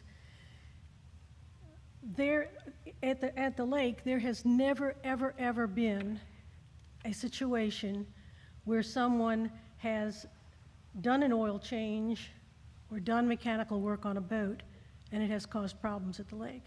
Because I did extensive research, I couldn't find anything that had ever been recorded as a problem. So, without further ado, I guess I'll get started. And I think this is supposed to work, but it's not working. Okay, can you just advance it to the next slide? Thank you.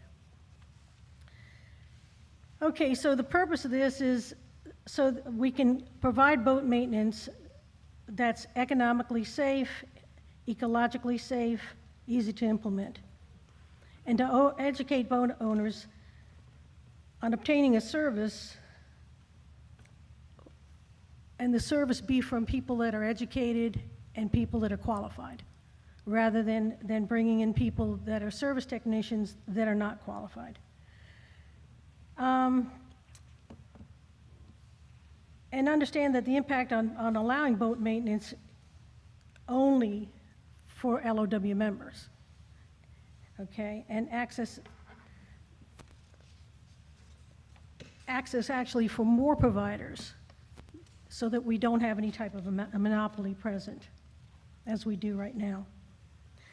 We have currently 1,000 registered motored boats.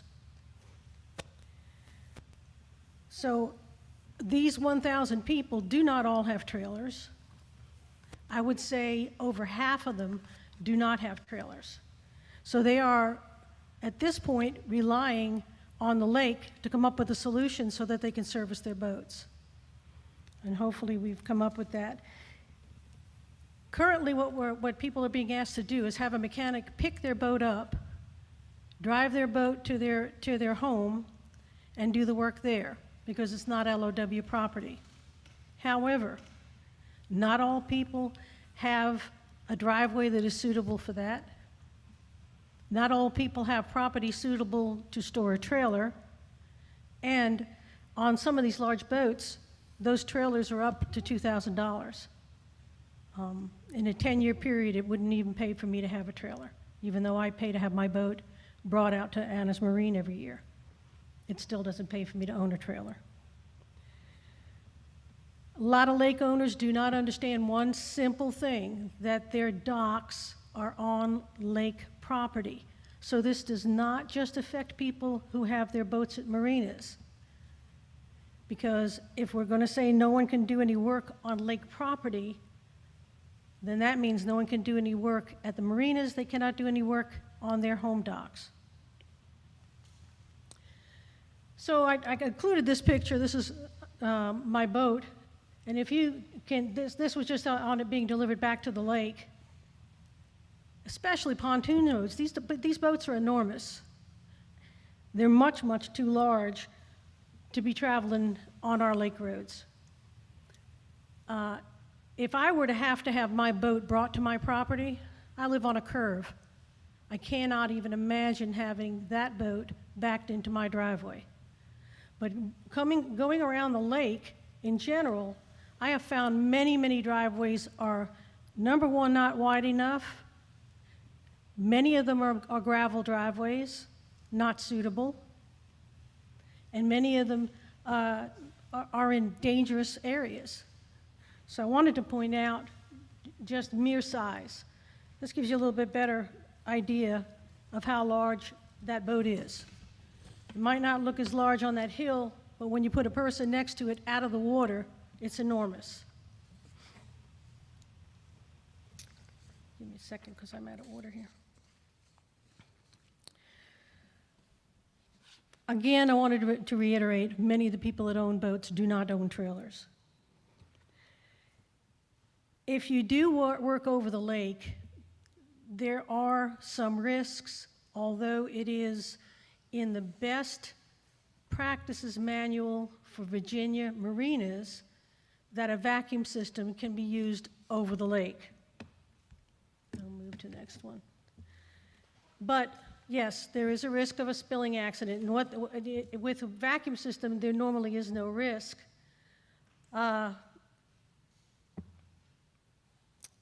Unless we authorize docks for certain types of maintenance, which I think would be, having somebody come to your home to make a cover for your boat, having somebody come to your home to winterize your boat. Your boat has to be winterized where it's stored.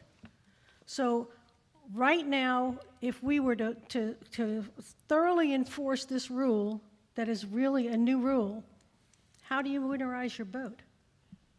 Because you have to have someone, once you drive the boat all the stuff that you're winterizing it with comes out. So it has to be either dry stored or it has to be winterized at the dock or at the marina. Now, all of those chemicals are biodegradable.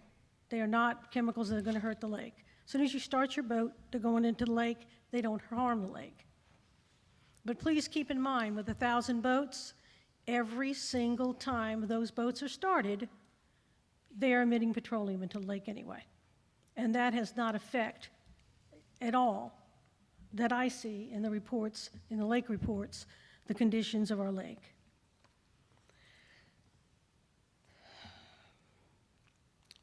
I'd like to be able to provide our lake owners, or boat owners rather, with qualified mechanics that are insured.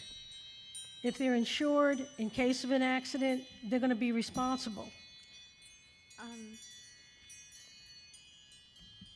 Your time is up.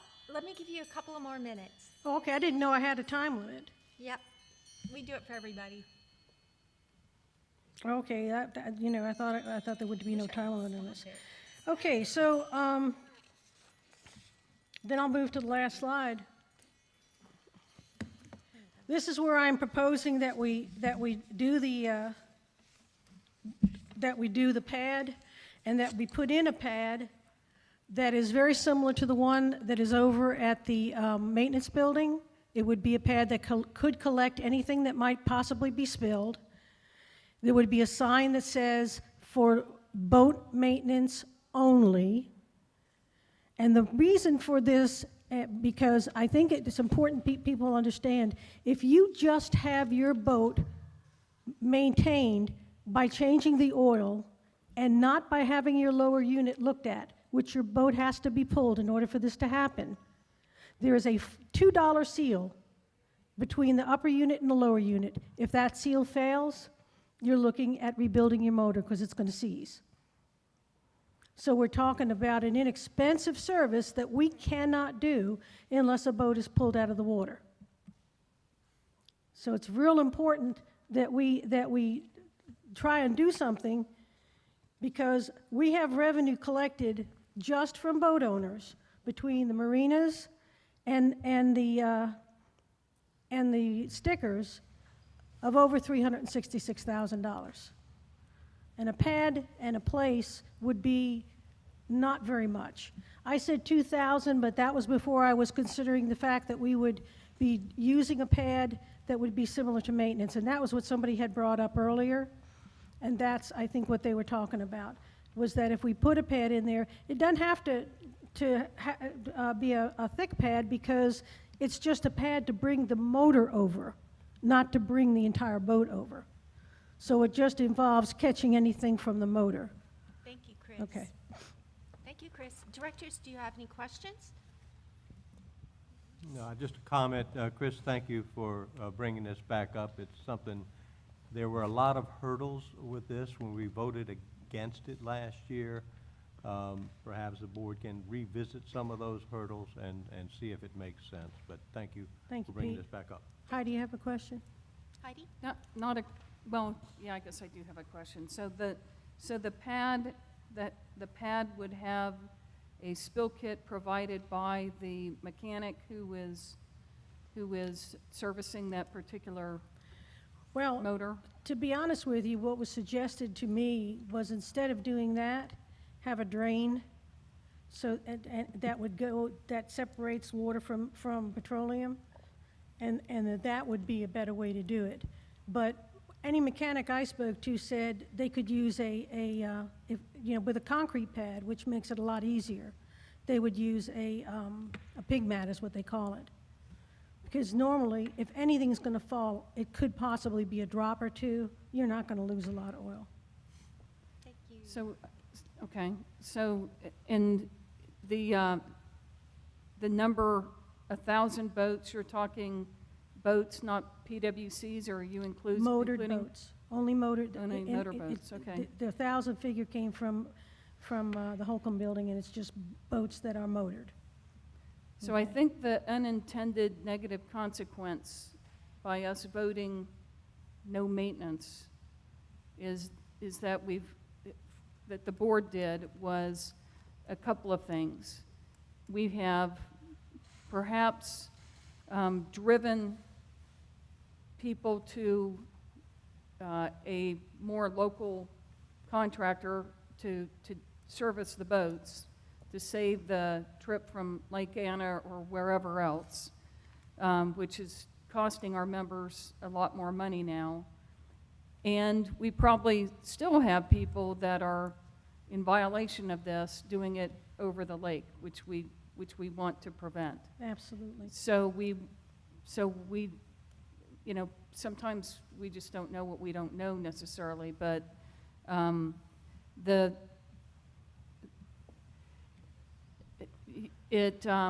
with the separation of the oil and other, you know, that'll obviously bump up the price of whatever that becomes. Perhaps a small price to pay to make sure that we're doing everything we can to keep our lake safe. Yeah, that's 150 feet away, that area. Yep. So it's well within any type of regulation. Right. But one thing I don't think that was considered, Heidi, is we're limiting any work. And that would mean anybody who keeps their boat on their dock, does not have a trailer, how do they have it winterized? Okay. Yeah. Because Okay. once you move the boat, you can't, you know, you can't winterize it. Thank you. Okay. Thank you for the presentation. Thank you. Thank you, Chris. All right, let's move on to item 5, unfinished business. Cliff? I move the board send to the Rules Committee and the LOWA attorney proposed amendments to Regulation 5B, C, and K, use of individually owned property regarding vehicles with advertisements parked on private lots. Is there a second? Second. Moved and seconded to send to the Rules Committee and the LOWA attorney proposed amendments to Regulation V, B, C, and K, use of individually owned property regarding vehicles with advertisements parked on private lots. Any discussion? Can I just start? Please. And then Phil can jump in. Please. This proposed amendment accomplishes the following things, and I'm borrowing this from Phil's memo. It clarifies that Regulation 5 is for any truck or vehicle and eliminated the word commercial vehicle. It clarifies the use of covers by changing plants to privacy landscaping. It adjusts the time that a vehicle or equipment can be parked on any residential lot overnight to 7 p.m. to 7 a.m., with the exception of approved construction projects or dire emergencies on the lot. It clarifies the prohibition of any vehicle with advertisement that constitutes a sign. And it clarifies that vehicles have advertising that constitutes a sign, that the vehicle must be stored as described in Regulation C.2.d, and clarifies that covers used for vehicles or watercrafts must be fitted for that specific use. Thank you. Thank you, Cliff. Anybody else? All right, let's call for a vote. All in favor say aye. Aye. Any opposed say no. Motion passes unanimously. Okay. Carl? I move the board approve $10,000 in additional funds to A. Morton Thomas and Associates Incorporated for the Lakes and Stormwater Management Plan study for related project engineering services with funds to come from repair and replacement reserve fund balance. Moved and seconded to approve $10,000 in additional funds for A. Morton Thomas and Associates, Inc. And I would like to start the discussion. It turns out we thought we had 4 miles to walk the streams. It turns out we have 8.5 miles to walk the streams. So this is the additional amount of money to cover walking all the streams. Does anybody else have a comment? Madam President, the source would be the repair and replacement reserve fund balance, and it's adequate to handle this additional amount. And given the gravity of this study and how many years we'll be relying on it, it's a valuable investment to make. Thank you, Phil. Any more discussion? Okay, let's call the vote. All in favor say aye. Aye. Any opposed say no. Motion passes unanimously. Okay, it's time to discuss Porter Beach Potty Survey results. How do we get Carolyn? Carolyn Broder is on the line. I see her picture. She's going live here. There she is. And there she is. Hi, Carolyn. Carolyn Broder is our communications manager, and she's conducted this survey. We had 436 valid responses, which is a terrific response. And I'd ask that she give you an overview at this point. Absolutely. Good afternoon, Madam President, members of the board. Thank you for the introduction, Phil. So we conducted this, can everybody hear me? Yes. Yes. Okay, we conducted this beach porta potty survey over the span of about 2 weeks. And we did receive 436 valid responses. We did ask members to provide their member number. That data was not collected so that we could go pester members about their responses. That was so we could validate that we were getting one response per member, and that we could also go back and analyze the data a little further down the road and say, you know, how did the responses pan out for certain sections within the community that may be abut a beach. And but some of the highlights from this survey, you'll notice that the most popular beaches are ranked in order here, with the most popular being Clubhouse, followed by Ramsey, and then Harper's Ferry. Cornwallis was very, very close to Harper's Ferry as well. And that data is available for you. And I'm looking at page 1 of the memo right now. But that data about the rankings of the beaches is available for you on page 4. Looking at this data as we go on, you'll see we got a variety of responses from different sections within the community. And so we did get a good reach throughout the community. And then on page 2, we're looking at question number 2. So the majority of people who responded to the survey indicated that we should provide porta potties for member use at the beaches. Overwhelmingly, 66% said yes. 18% said maybe, depending on the location and duration, and 15% said no. Question number 3 asked if members felt we should provide a permanent bathroom solution, such as flush toilet at the beaches. Now, overwhelmingly, the response to this was no, at 58%. 22% said maybe, and 20% said yes. I think this is largely because it was sort of a blind question. We weren't able at this time. We hadn't had the time to go out and fully vet the project of what the costs would be. So I think my understanding of those responses is probably because we didn't tell them how much it would cost. But that is the answer for now, is no, to a permanent bathroom solution. There is one beach. Clubhouse does have beach bathrooms. They do have a permanent flush bathroom solution at that location already, which is appropriate seeing as it is the most popular beach. Looking at how often people use the beaches, the question number 4, how often do you use LOWA beach amenities? 23% said frequently during the summer. 11% said frequently year-round. 18% said I don't use the beach amenities. 27% said sometimes during the summer, and 21% said sometimes year-round. We've already covered question 5 with the popular beaches. Question 6, when you do use LOWA beach amenities, do you or your family use porta potties? We're on page 3 now. And 36, this is pretty evenly split between no and yes. 37% said no. Yes said yes, yes during the summer was 38%. And then another 25% said yes year round. So it's pretty evenly split between no and yes during the summer.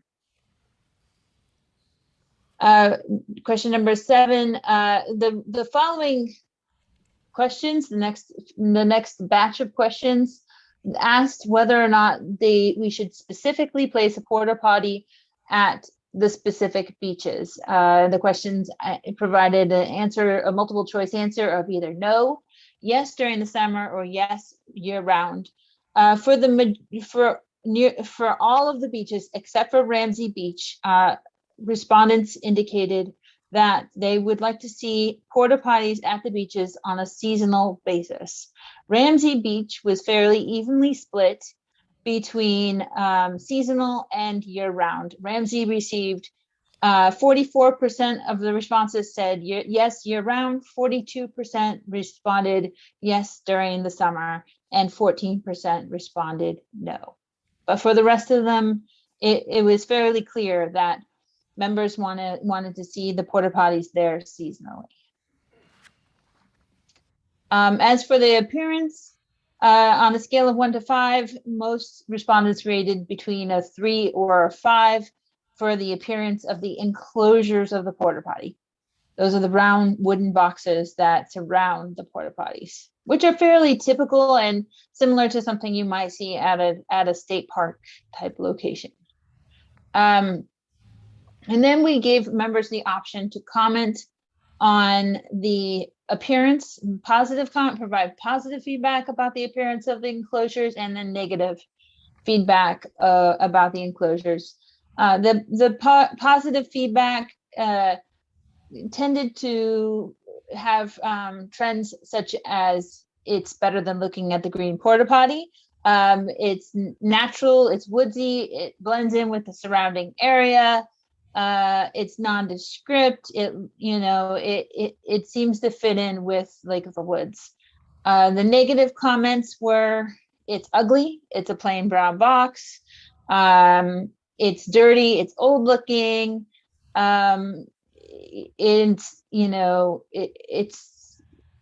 a bathroom. It's a porta potty. How do you dress it up? There's not much you can do for that. And maybe you can dress it up by painting it with some art or something along those lines. Those were the trends and the negative comments on the negative appearance. But they have been provided for you. The comments have been provided for you to look at. And then we asked members to provide general feedback regarding the porta potties. Now, those comments were too varied to summarize. They included comments that said, it's better than having people go in the lake, and other people said, well, it detracts from the value of my home.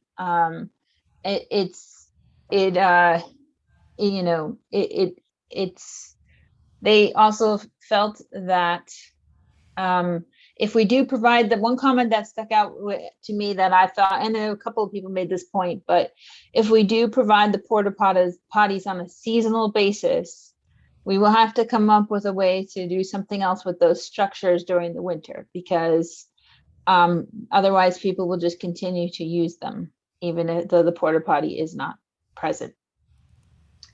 So those were the general takeaways from the survey. Do you have any questions? Would you like me to dive in deeper with anything? Directors? Any response?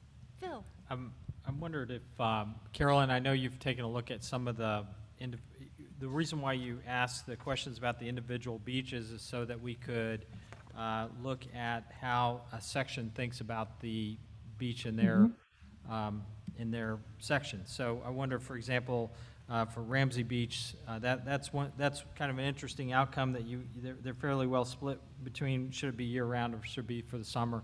When you looked at just section 7 on that question 13, what did you find? I have not dived. We closed the survey on Monday. I haven't had time to do the deeper dive. I've done a general survey, a summary of this, but the data is available and for us to analyze, and I can provide that in the future. So that would be the next level we'd look at. We'd look at individual sections, how people in that section feel about the beach closest to their house. Thank you, Phil. Terry? I have 2 questions. One is, my understanding is that some of these beaches have had porta potties at them for years. So I was just wondering which beaches those are. And secondly, I believe that up until recently, those porta potties were seasonal. So what did we do when they were seasonal? Did we remove the porta potties or did we lock them up? Bobby? Bobby Jones, our Director of Facilities, will answer that. Thank you.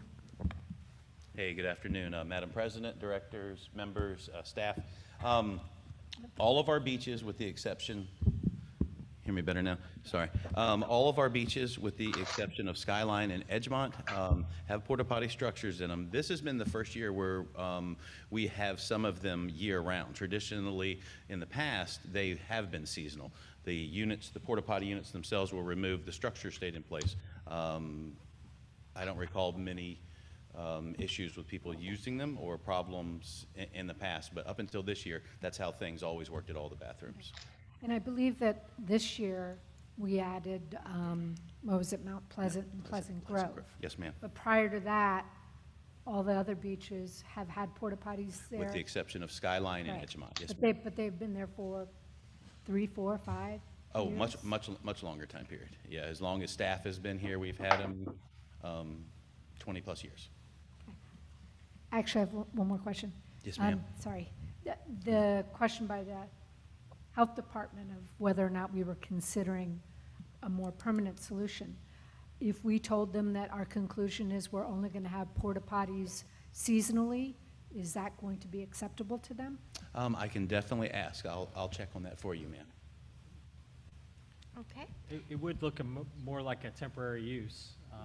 When I look at it, I see that the big, Carolyn ranked them in rank order of the popularity, and when you look at those top 4, Clubhouse, Ramsey, Harper's Ferry, and Cornwallis, you could probably make the case for those year-round. The others possibly for summer. Okay. Pete has a question. Just a question, an observation. Ramsey ranked 2nd, and the vote was pretty much split on it. I think the primary reason for that is one of the more popular fishing locations in the lake. A lot of people go there to fish year-round. Yes, So that sir. may have had some influence on that particular question. Thank you, Pete. I agree. Any directors? Anybody else? Okay. Carolyn, thank you so much, and we look forward to the deep dive. Oh, did you have a comment? Directors, I just wanted to see where you would like to go next with this. Do we want to just continue to look at the data and see if it yields anything? We're coming to the end of our season for the most part, and then we can talk about whether we're going to remove some or we're going to keep them in place. Can we do that during the retreat? Retreat or going into September, Yeah. September, October. I was definitely thinking can. let's have a look. If we could have that information about the specific feedback by beach in terms of who lives there and who doesn't live there, that could be helpful. Yeah. All right, For Carolyn, do you think discussion. that's doable by the mid-September? Because your goal setting is more into the middle of the month. Mid-September, you think we could do that, Carolyn? Yes, sir. Okay, Yep. Thanks so much. All Okay, right, thank you. we'll do that. All right. Just one question. Oh, go ahead. Sorry, just one question. Is there any way to determine if it's the location versus having it? In other words, I know that previously we heard about these taking up too many parking places. If relocated, is there just any way to determine whether or not, that would be a more viable solution for the folks who are not opposed to it in general, but just where we decided to put it. Like Yeah. Ramsey, for instance, is one of the ones that comes to mind, and there was another one that was about the location rather than just having it. Yes, ma'am. As far as the location of those goes, so that they can be serviced, they either have to be in a parking lot where a vehicle can drive to it, or within 20 feet or about 19 feet of that parking lot. The hose that comes from the vacuum hose to clean them out, it's a 20-foot line. So that's about as long as it can be from the parking lot. Pete has a question. Sorry. Just in general, also for the removal, if they're removed in the summer, could they be parked out on the beach, or does the truck have to be taken? Is that correct? You have to be able to get equipment to remove them, yes, sir. Okay, thank you. Okay. Madam Anybody President, else? Go ahead. we're also looking at, different kinds of porta potties. Are there some that are just plain that don't, That aren't does it bright have to blue? say gotta go on the side? And of course, Bobby just mentioned the length of the hose, so 19 feet could mean that we could set one a little farther into a beach, which might bring it down as far as view goes. So those are some of the things we're looking at, but we would definitely need some guidance from you at that point when we've got all that information together, whether we're going to rethink year-round at certain beaches versus just summer. So we'll continue to get information and coordinate and get ready for September. Thank you, Phil. Carl? No matter what we do, these parking places at these beaches, they're diamond. I mean, we need every one of them, so putting a porta potty in a parking place is not acceptable as far as I'm concerned. If you've got 20 feet, they can back right up to the rail and still get to the porta potty and be sitting more on the beach property rather than in a parking lot. Thank you, Carl. Okay. Thank you so much, Bobby. Thanks, Bobby. Appreciate it. Okay, let's move on to item 6.3. Walt? I move the board adopt resolution 2021-20. Is there a second? Second. Moved and seconded to adopt resolution 2021-20. Discussion? You want to start the discussion, Walt? Sure, this is basically a thing we do every year, which is true up under a policy that, exactly, how we are in the last year, and if we have a unrestricted operating cash surplus, what to do with it. And if you recall, last year, we had the misfortune of having a rather significant operating cash deficit. And the way we funded that was by using new construction and renovation fees money. And that was not a happy day when we had to do that. But, we did what we had to do. Now, here, we're looking forward a year, and one of the things to remember is that the amount of money we're seeing here is what's left over. When actually, the $23,408, we actually, because of the way we managed things last year, applied $300,000 of the operating cash surplus to fund this year's budget. In other words, we did something unusual last year. We operated as though we were on a two-year cycle, almost a two-year budget, because we understood we had some very significant issues with regard to, the implosion of our revenue due to COVID-19. So we actually had over a $300,000 cash surplus, which we deliberately wanted to have. We spent $300,000 of it to partially fund this year, and we've now determined what is, the total was $323,000. So we have $23,000 we needed to figure out what to do with. And it makes sense to, in my view, to restore it to new construction and renovation, fee reserve.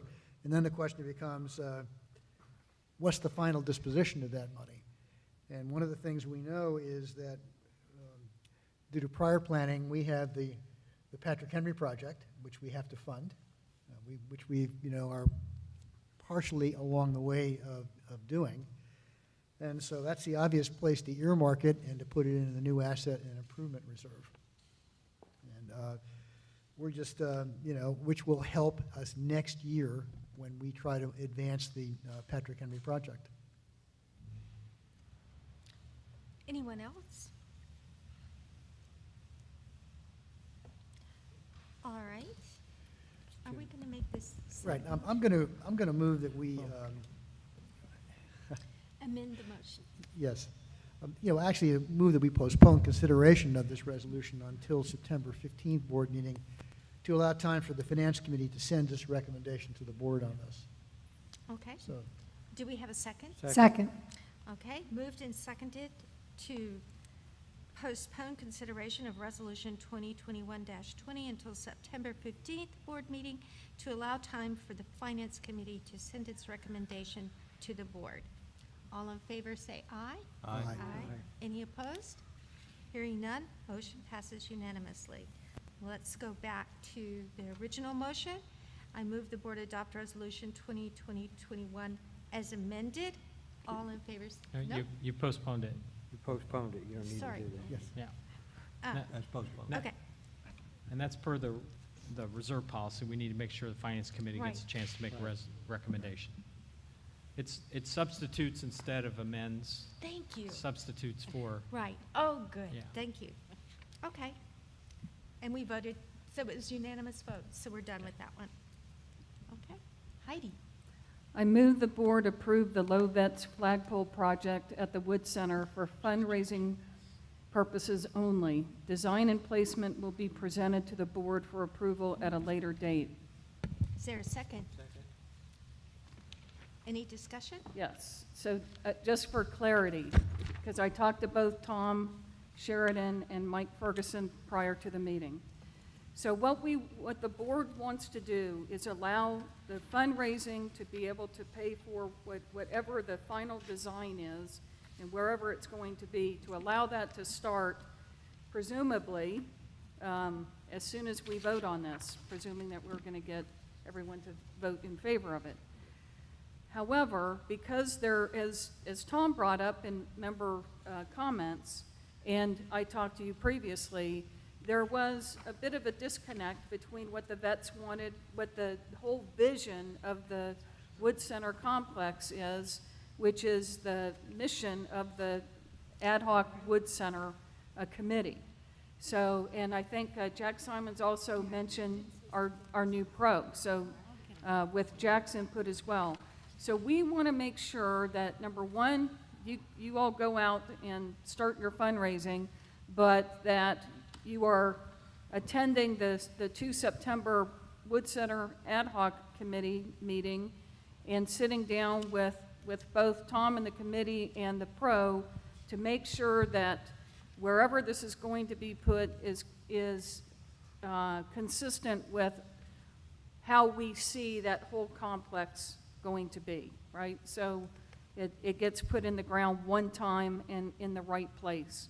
I think it's a fantastic thing. I've been a part of many, or been there many times when you all have had ceremonies there, and we kick off pretty much every golf tournament with our veterans having some type of flag detail. Now we have we will have the American flag there to do it justice, but just wanted to make sure that this is crystal clear with everybody. So that was the purpose of how I rephrased this motion. I'm sorry, no. But you can talk to us at the end. Can, Okay. Yeah. Okay, Carl, go we're ahead. still in discussion, right? Yes, we are. Okay. You're absolutely right. There's a time critical point in this whole thing. They're asking that November 1st be completed, the whole project, so they can have the Veterans Day Memorial on November 11th. So this is critical if this is going to happen by that time. So getting a contractor, whoever's going to put it in, all this has to be coordinated between now and then. Thank you, Carl. I appreciate that. Their target date is to be able to present this back to the board on the 15th of September. Right. With fundraising already starting. at the conclusion of Right. this meeting. I think we're all for it. Yeah, it's an important thing to do. And Madam President, Okay. one thing I'd say on the club's behalf, they've got a good relationship with LOWA, and they're used to just coming straight to the board, and that's what they did. You got an email straight from the club to the board. They're straight Yeah. shooters, right? And so all of a sudden, they're, hey, we got this process we have to go Yeah. through. So it's what you're really saying here is we want to do this right. We want to go through the process Absolutely. and get it reviewed. So, Absolutely.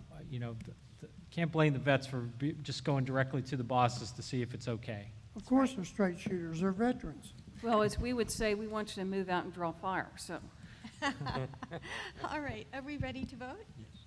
Okay, all in favor say aye. Aye. Any opposed, say no. Motion passes unanimously. All right, Cliff. I move the board approve entry of the lots in cases number 21-0818-01 and 02 on or after August 18th, 2021, to perform maintenance as stipulated in the ECC Chair's letters to the individual lot owner, and that the property be billed for the costs related to such work in accordance with paragraph 14 of the restrictive covenants. Second. All right, all in favor say aye. Aye. Did you have a comment? Just have a comment. I can make it after the vote. No, go ahead, make a comment. Okay. Once again, vis-à-vis the referendum and having to do with being able to charge members for lot violations, one of these, this issue's been going on since April. And if you're living next to this property, you've been living with this problem for almost 4 months. And the passage of the referendum would have given us an extra tool to have gotten this problem solved sooner. Thank you, Walt, good point. Okay, let's bring it to a vote. All in favor say aye. Aye. Any opposed say no. Motion passes unanimously. Okay, Walt.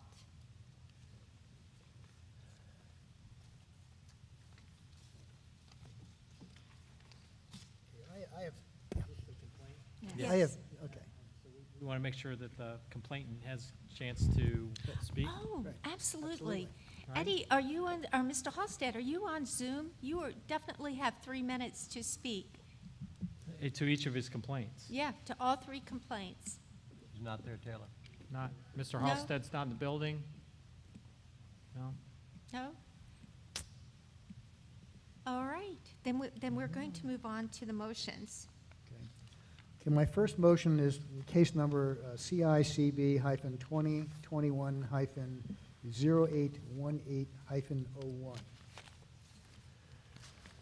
I move that upon due consideration of the complaint filed by owner Edward Halstead dated July 28, 2021, received in member services on July 28, 2021, wherein the complainant alleges a failure on the part of the board of directors to one, quote, respond within 10 business days to my request that a no smoking prohibition in place at Ramsey Beach pursuant to DCR general park rules and regulations. And two, quote, board failed to respond within 10 days to my complaint submitted on 6/20/21. I requested a copy of the record of the vote on my reasonable modification request for fence around all of section 7, lot 117, close quote. The board determines the following. The complaint in case number CICB-2021-0818-01 is denied and dismissed for the following reasons, none of which are mutually exclusive of the others. The complaint form is intended for violations of the Virginia Property Owners Association Act, the Common Interest Community Board regulations, and any other applicable common interest community law or regulation, none of which were violated by the association's alleged failure to, one, respond within 10 business days to a request for a no smoking policy at Ramsey Beach, and two, failure to provide record of the vote.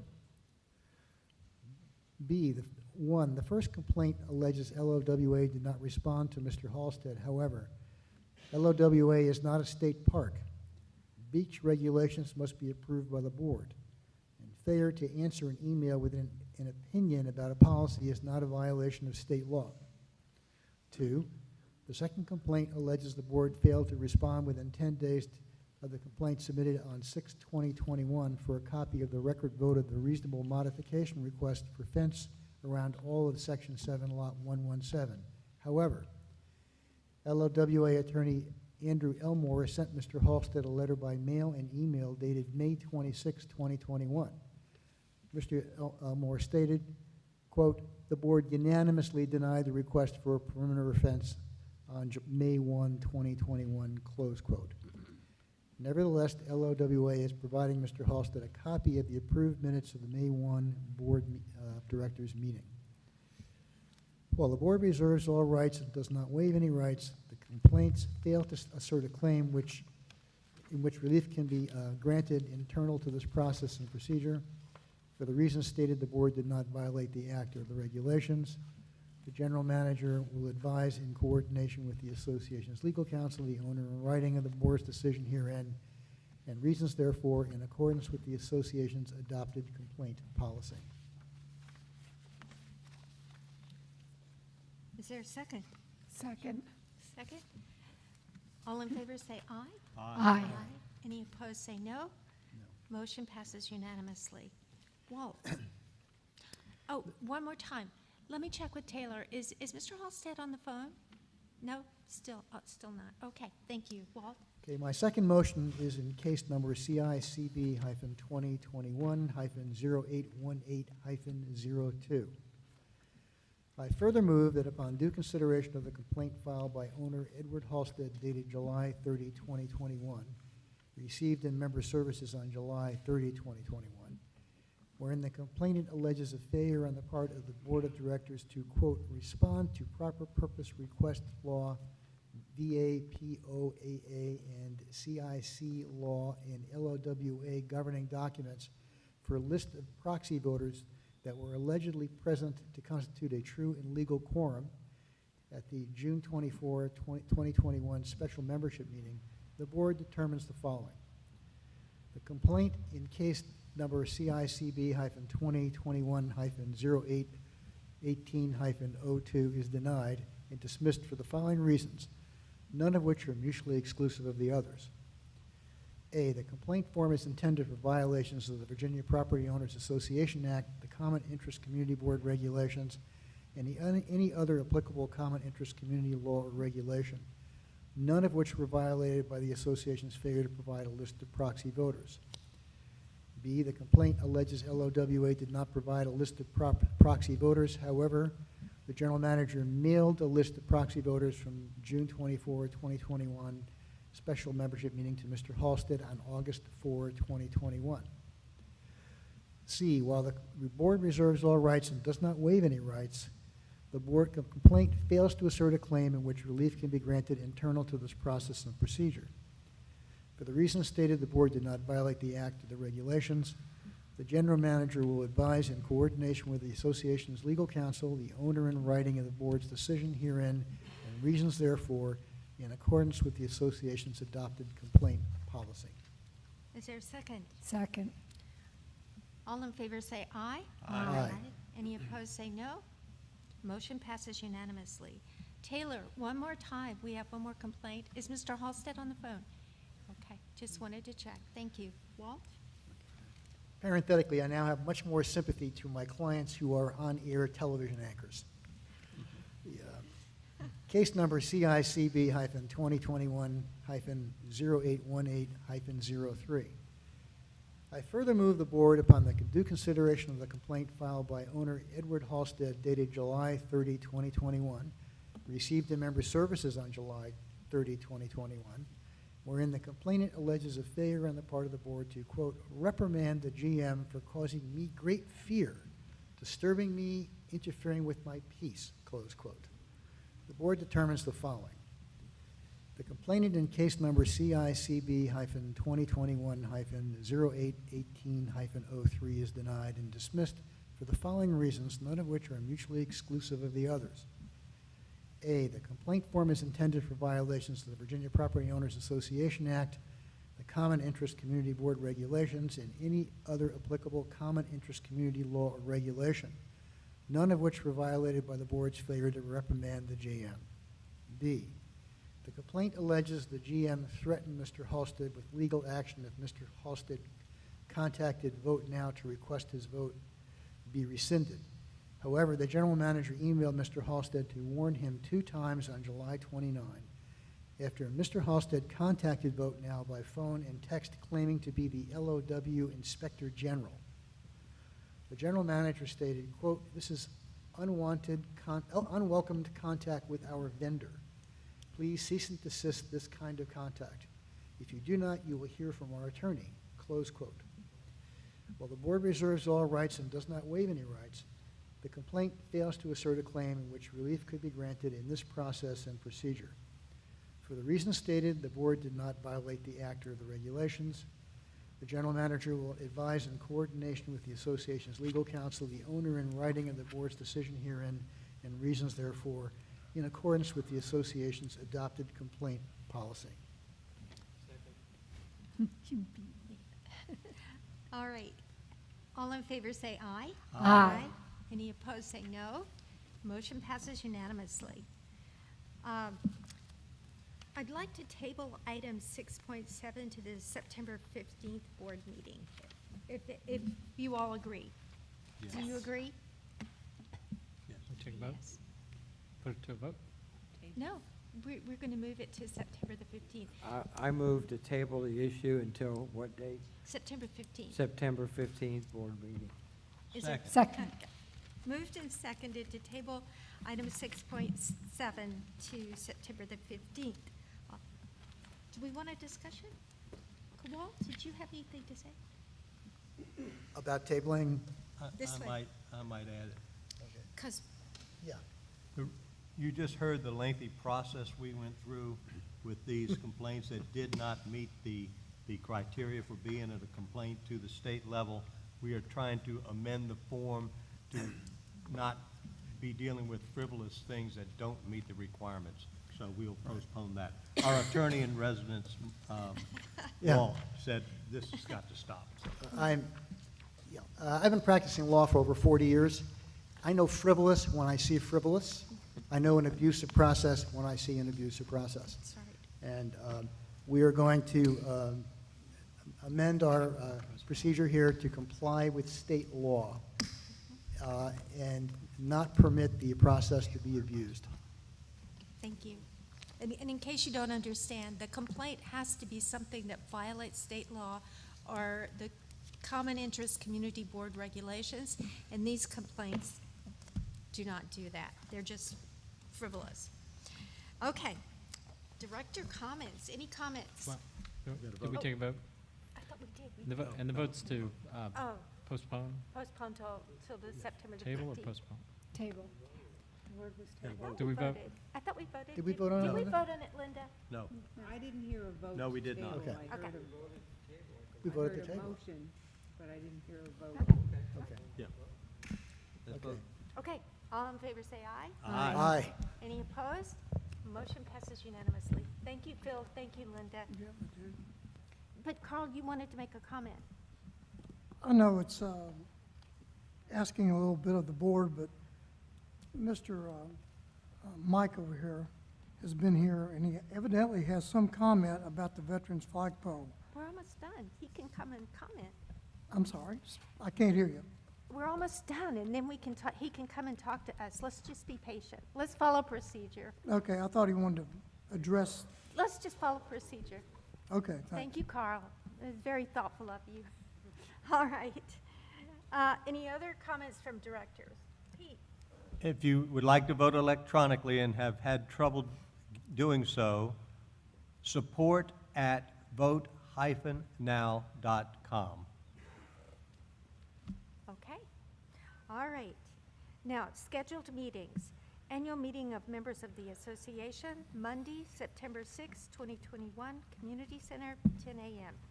Annual meeting of the Board of Directors, Wednesday, September 8, 2021, Community Center, 9 a.m. Special meeting of the board for the purpose of a retreat, Thursday, September 9, 2021, at 9 a.m. Regular Board of Directors meeting, Wednesday, September 15, 2021, Community Center, 1 p.m. executive session, 2 p.m. open session. Heidi? I move to adjourn the meeting. Second. Second. Moved and seconded to adjourn the meeting. All in favor say aye. Aye. Any opposed? Motion passes unanimously. Okay, now we want, please come and comment. That'd be great.